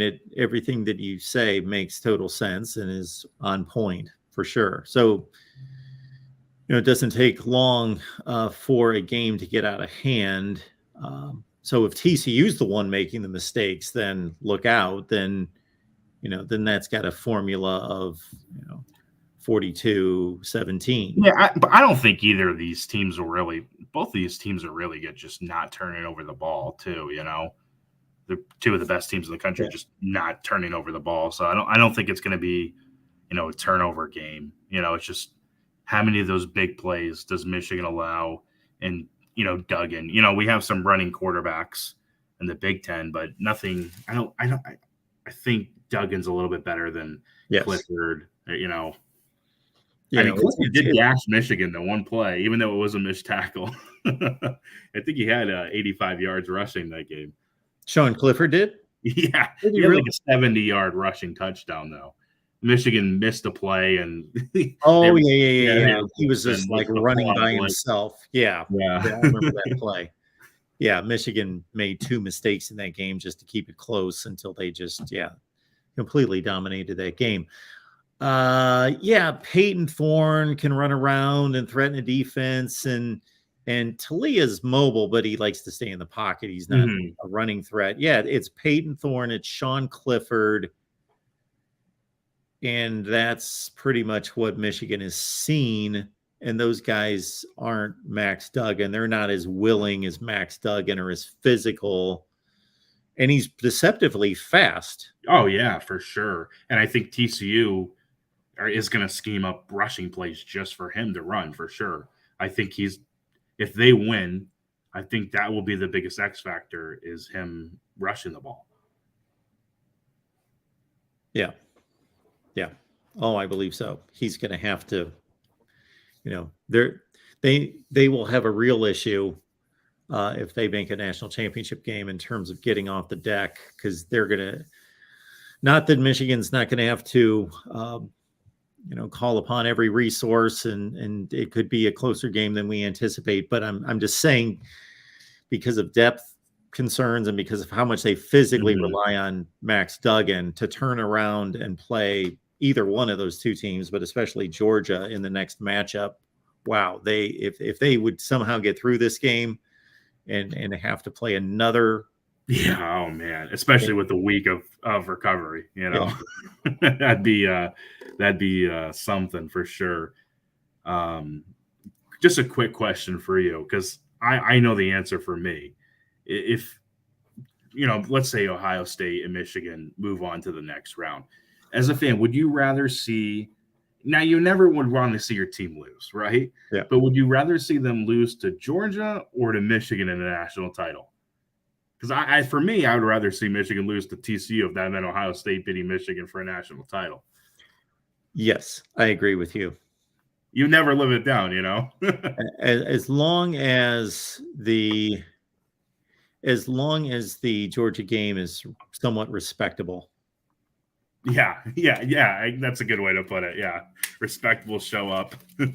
I think that there are two scenarios that could provide some great debate during the offseason. One would be if Ohio State beats Michigan in a national championship game, and Michigan fans still say, well, we won 2 out of 3 the last 2 years, and we won the Big Ten championship twice, and we shouldn't have had to play you again, and all that, especially if it's a really close game in the rematch. And then the other one would be if TCU somehow wins and Ohio State wins a national championship without having played Michigan.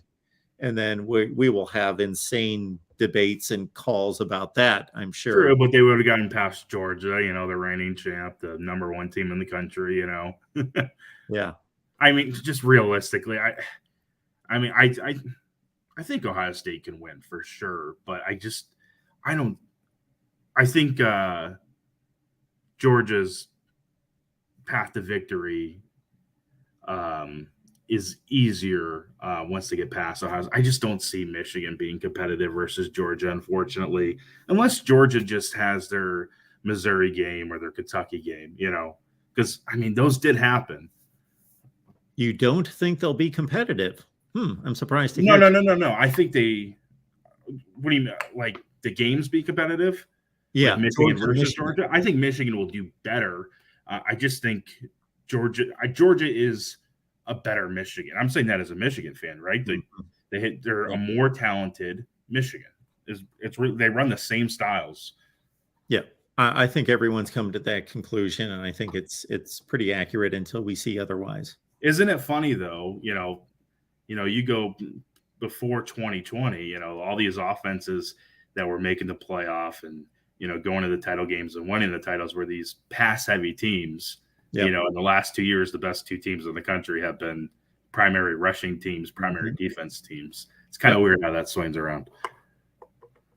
Yeah, it is. But, the complement of the pass game, especially for Georgia, they tend to have their, Stetson Bennett had his, light up the scoreboard, light up the stat sheet against Oregon and LSU in particular kind of games. But yeah, you're right. They rely on the run first, foremost. Yeah, for sure. But I'm going to let you go. Hopefully, I don't want it to see competitive, but since I'm at the game, I want to see a competitive game.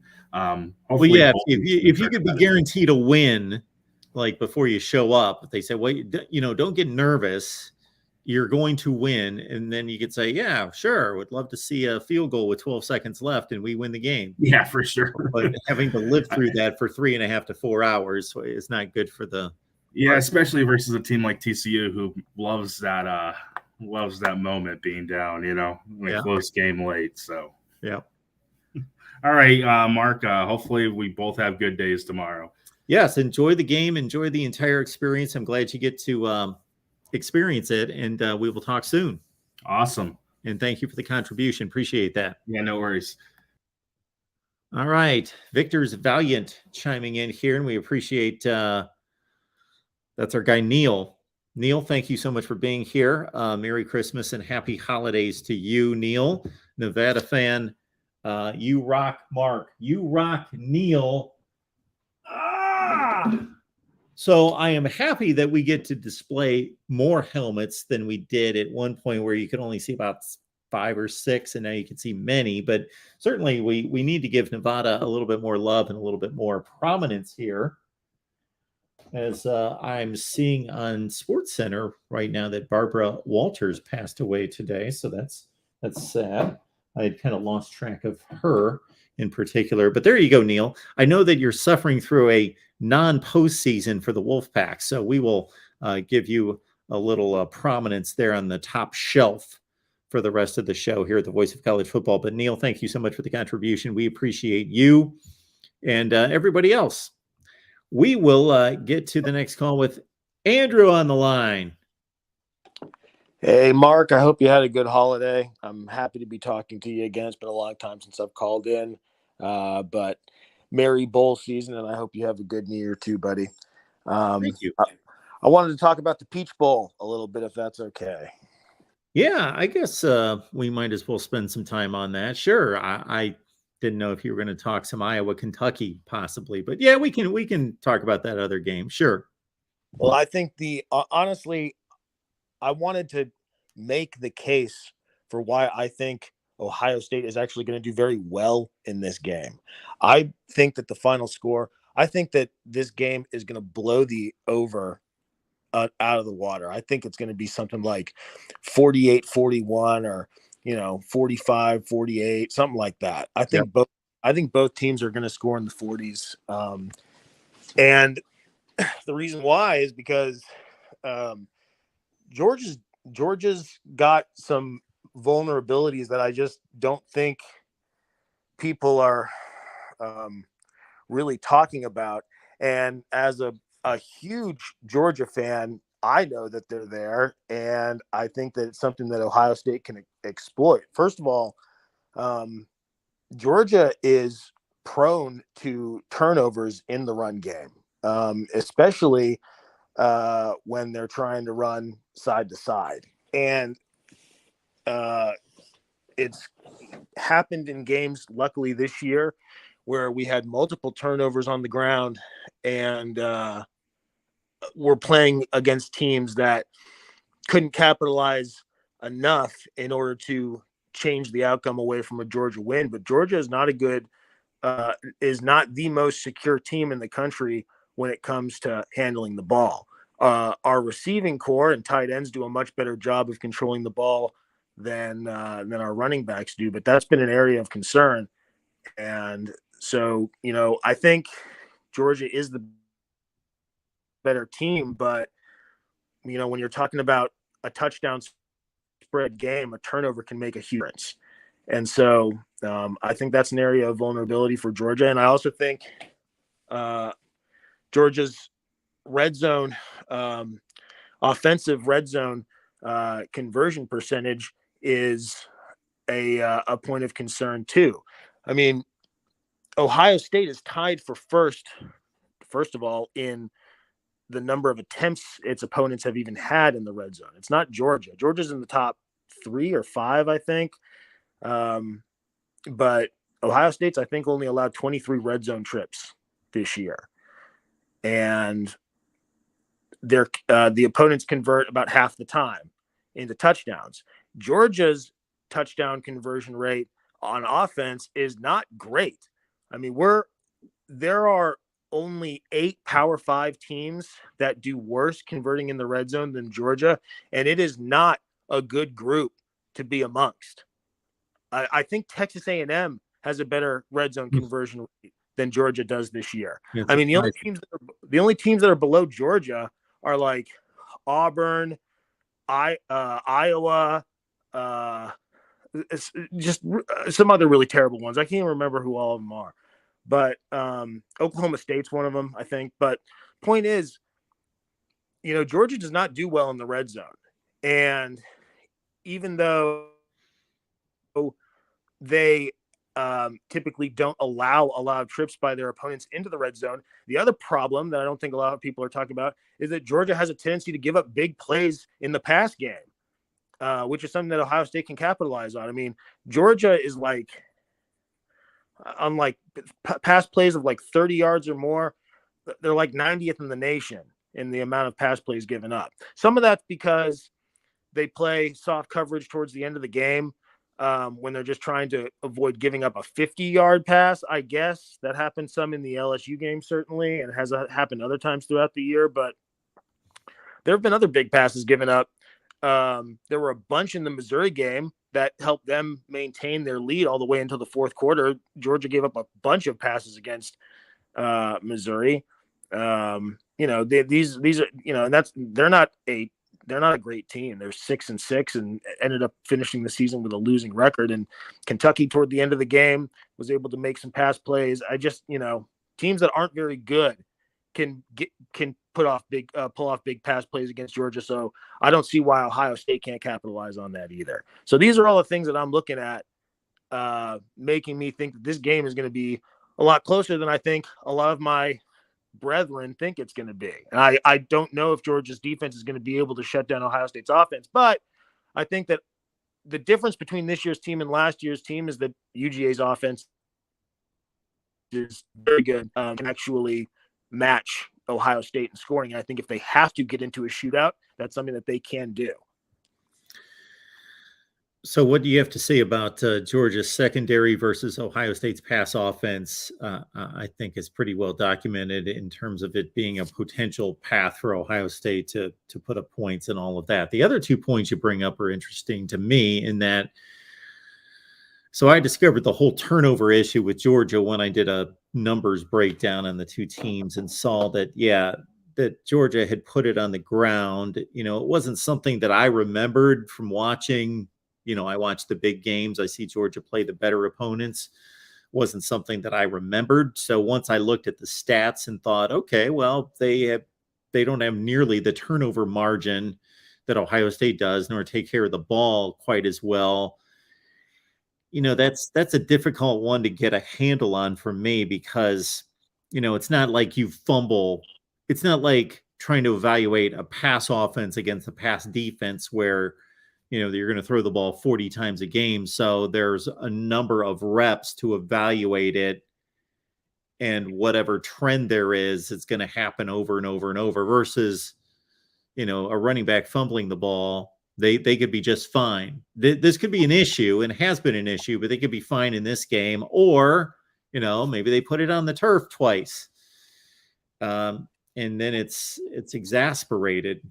So it's I don't want to call it a random thing because it's not random, but it's not repeated over and over. The 3 backs that Georgia plays aren't going to fumble the ball every other play. So is it going to happen or not? And if they do put it on the turf once, does Ohio State pounce on it or not? So that's very much of a wild card factor. Now, in terms of Georgia playing in the red zone offensively, that surprises me because I hadn't really looked at that. And obviously, with an offensive line as good as theirs, with a mobile quarterback, because, I recollect, seeing Stetson Bennett turn the corner, I don't know how many times against some of their better opponents and, rush for a touchdown or convert a 3rd and, 6. in the red zone, that sort of thing. So with a mobile quarterback, with a great offensive line, and with Brock Bowers in particular as a big red zone target, that does surprise me. Yeah, and I really think that that's going to be the key to the game is if Georgia can convert at least 75% of its red zone trips into touchdowns, then I think that they're going to win. But if they are at or below their season average, the game could get very interesting. Mm-hmm. But yeah, that's all I really wanted to talk about, Mark. I appreciate you taking my call, and enjoy the games tomorrow. Yeah, great points. Appreciate you being here. So, guy Andrew, Georgia fan, chiming in. We certainly appreciate all fan bases, but it's great to hear from the Georgia side here tonight. Appreciate everybody being here at the Voice of College Football. Of course, we want to emphasize, so you've got it in your minds, because we know that you're all thinking just football, football, football tomorrow, and you should be. Hopefully you don't have anything that supersedes that tomorrow that's so important and so important in a negative way that it takes you away from that. I hope you can enjoy the game of and the number of games that we have yesterday with tomorrow with the number of games that we have kicking off at noon Eastern time, with the 2 bowl games going into the playoff games at 4 and roughly 8 p.m. That you can focus on those. But keep in mind, we are going to be here at 3:30 Eastern with a kickoff of 4 for Michigan TCU. We're going to be here at 3:30 to lead you into the game. I'll deliver my prediction on Michigan TCU. Take your calls, of course. Then we're coming back at halftime, and we'll be here on the main channel. We'll also be on the Michigan channel.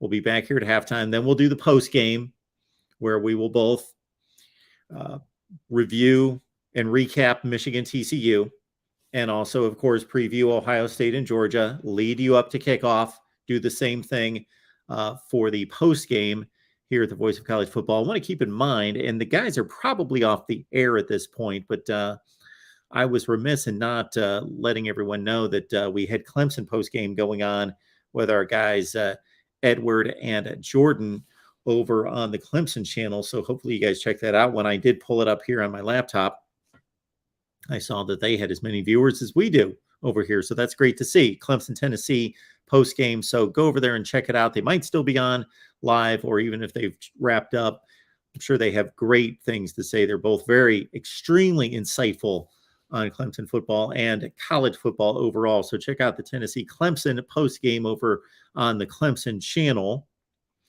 And we've got a few channels that are trying to make their way to 1,000 subscribers. So the big deal about 1,000 subscribers is YouTube is adamant about wanting a channel to prove itself, to have staying power, and to be liked enough, and to produce good enough content on a regular basis to draw subscribers. So 1,000 is their cutoff mark in regards to, okay, now we're going to pay attention to you. Now we're going to start to push your videos out into traffic. So we've got the Penn State, Texas A&M, West Virginia, Georgia. Those are the 4 that come to mind. Georgia, Texas A&M, Penn State, and West Virginia. Those 4 channels are 750 range. So we would love to get those to 1,000 subscribers, because then we can put a little bit more of our resources into it, because at this point, I can't consistently produce content on those channels because they just don't pay off at this point. So it's always a balancing act of time and focus. That's like, somebody wanted me to do Minnesota videos all the time, and I appreciate that. They said, Mark, more Minnesota content.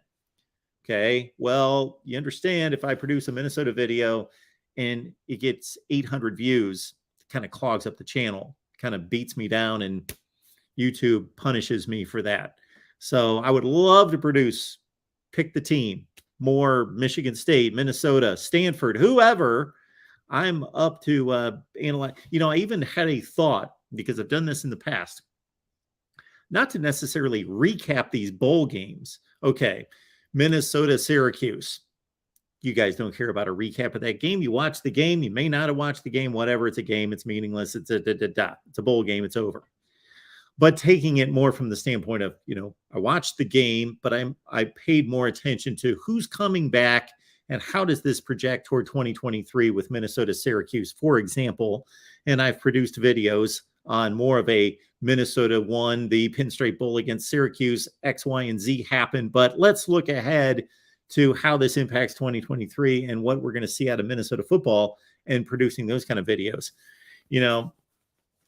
I would love to, once the season's over, produce a video on every Power 5 team as kind of a early season, early look at 2023.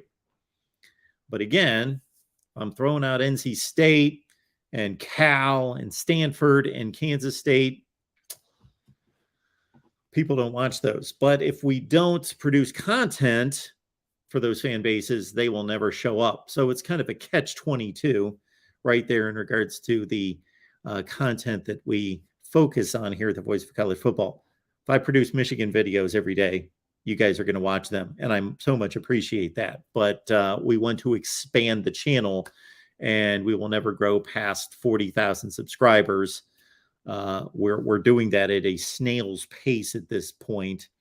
We're never going to continue to grow unless we bring in other fan bases. So we will attempt to balance those two initiatives and goals out at the same time. Amazon links in the description section of all the videos. Every video here at the Voice of College Football, you grab the Amazon link. I put it in caps. You grab the link. You follow it to Amazon. And here's the deal, folks. It's the same deal for you. You shop at Amazon. You just use that link. So nothing changes for you. You don't spend another penny. It's not like Amazon says, well, you're going to give this amount of money to the Voice of College Football. No. It's taken from Amazon. If you spend $100, you are spending $100 at Amazon as it currently stands. If you use your own link or a random link to Amazon, you spend $100 at Amazon, they get all of it. You spend $100 at Amazon using our link, depending on the product, we get $2, $6, something in that range, depending on the product. So why not send 2 to 5, 6% here to the Voice of College Football, because Amazon, I believe, is functioning just fine. As I understand, they're doing pretty well there, and they don't necessarily need your full $100. Maybe a 94-6 split would serve us all better. So please consider the Amazon link in the description section of all the videos. And again, we've got team channels for. And I'm not going to promote them all as being just these phenomenal channels. They are not all at the standard in regards to the quality of content, nor the quantity of consistent content coming out on a daily or near daily basis that we want them. But I will certainly stand by the Miami channel, the USC channel, Ohio State, Michigan, and a few others, Florida State, as being strong channels, Clemson as well. And we will continue to build the other ones, but we've got 25 team channels. So check them out here at the Voice of College Football. Just type in Iowa Voice of College Football, Georgia Voice of College Football. You'll find the channel right there. I asked a question and posted this question on every community page for all the channels this week to say, what media personalities, writers, commentators that you would like to see. And so I will reach out to anyone.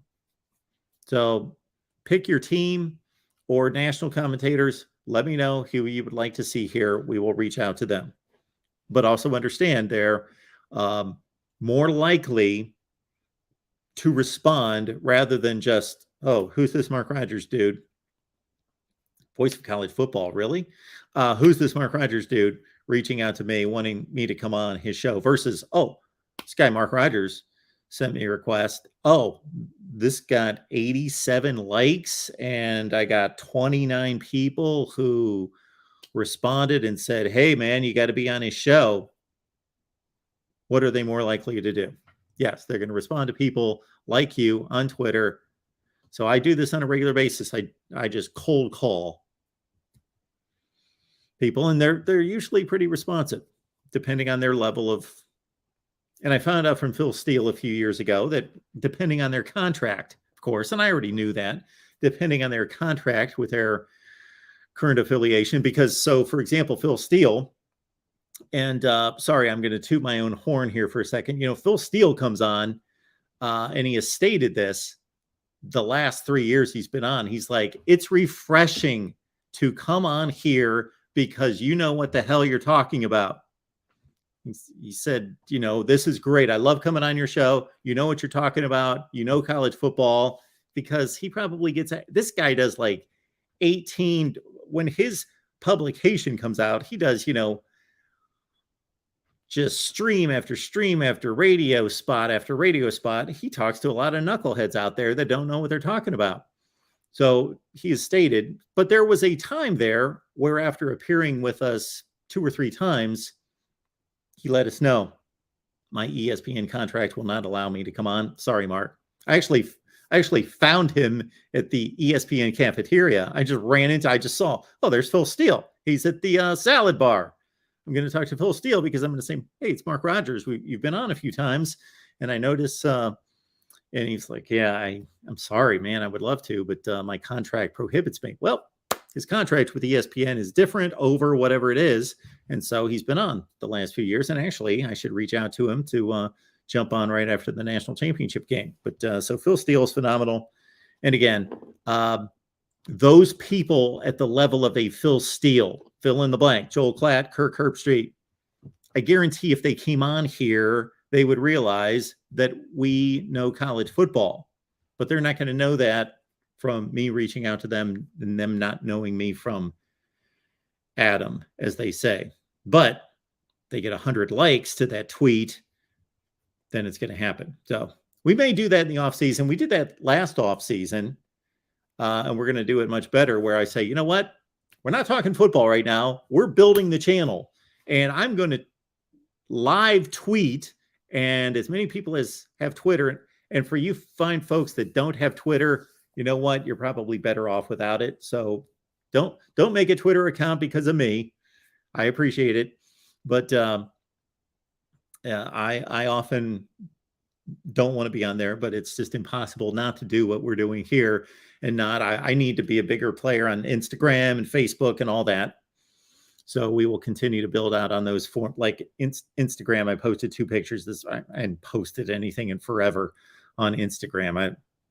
Who wants to see a picture of me? But you know what? That's the way the game's played. Got to get on Instagram, and completely different audience. Instagram, Facebook. I should be on Reddit, all that to bring folks in and supplement what we do here on YouTube. All right.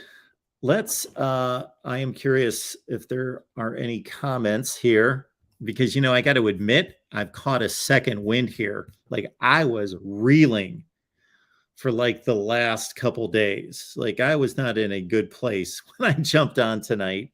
I spent a full night in the ER, not me personally, but me taking care of someone else in the ER the other night. Did not sleep, like all night, whole day, one of those deals. And then even last night was like, 3 hours. So, man, I was just really, headaches and all that business during the game tonight. And I thought, we've got a Clemson, Tennessee post game on the Clemson channel. Why don't I steer everyone there? And I'm just going to be like, I'm not going to make it. But got my little, that thing looks disgusting. I understand, but that's been a little pick me up there.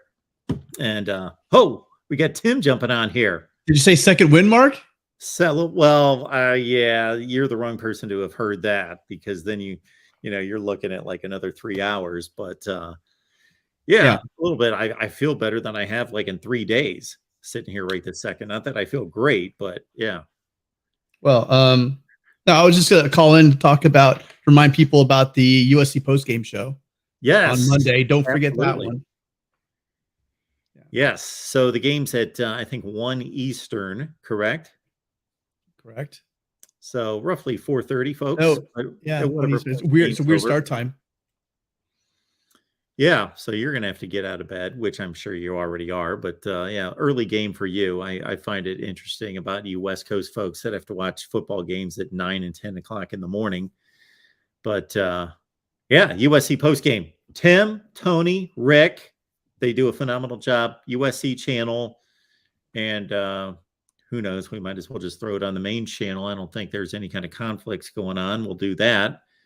Well, Throw and it on you said Tony, and Tony the prophet came through again. He says whenever we need UCLA to do something, they drop the ball for us, and it's disappointing seeing DTR go down because I don't think they lose that game if DTR stays in. Even though he was being bad DTR. Yeah, I mean, Chris TBM always talks about how this year he's good DTR. yeah. He kind of reared his ugly head again with the decision making. I think he might have been pressing a little too much to get that passing record, or maybe trying to put some more last minute film for the NFL. I mean, that's why I think he was playing the game, is he just wanted to improve his NFL situation and just made some bad throws. But that's a shame, because that would have been the Pac-12 sixth 10+ win team on the season, which would have been pretty damn impressive. But they decided to, as Tony reminds us, whenever you need UCLA to do something, here we are. Yeah, I expected them to win that game. I'm not shocked. I did take the points with Pitt, but I was pretty confident. I would have, had I played a confidence pick 'em, they would have been pretty high on that list. Yeah, they're going to cost me, Mark. And now Rick's going to win. Rick had the confidence of the Bruins at 1, and I had them at 6. No, sorry, I had them at 5. I had that game at 5 because Pitt had so many guys out. Pitt was missing so many pieces, and I've seen that offense move the ball, and I didn't think that when we saw it they were moving the ball, but it's not about how many yards you get; it's scoring touchdowns. And for a reason, DTR would throw the ball inside the red zone and throw an interception every time. It was pretty bad. 7 teams in the Pac-12 in postseason games, right? Yes. Yeah. Now we're looking at 5. If Utah and USA can win, we're looking at 5-2. Yeah. Which would be a strong showing. finish. Absolutely. It's a great showing. And let's see. Well, the Washington State loss wasn't the prettiest thing in the world. This game today doesn't really change my opinion. If it's not good, they should win that game. They were a substantial favorite, but not the end of the world.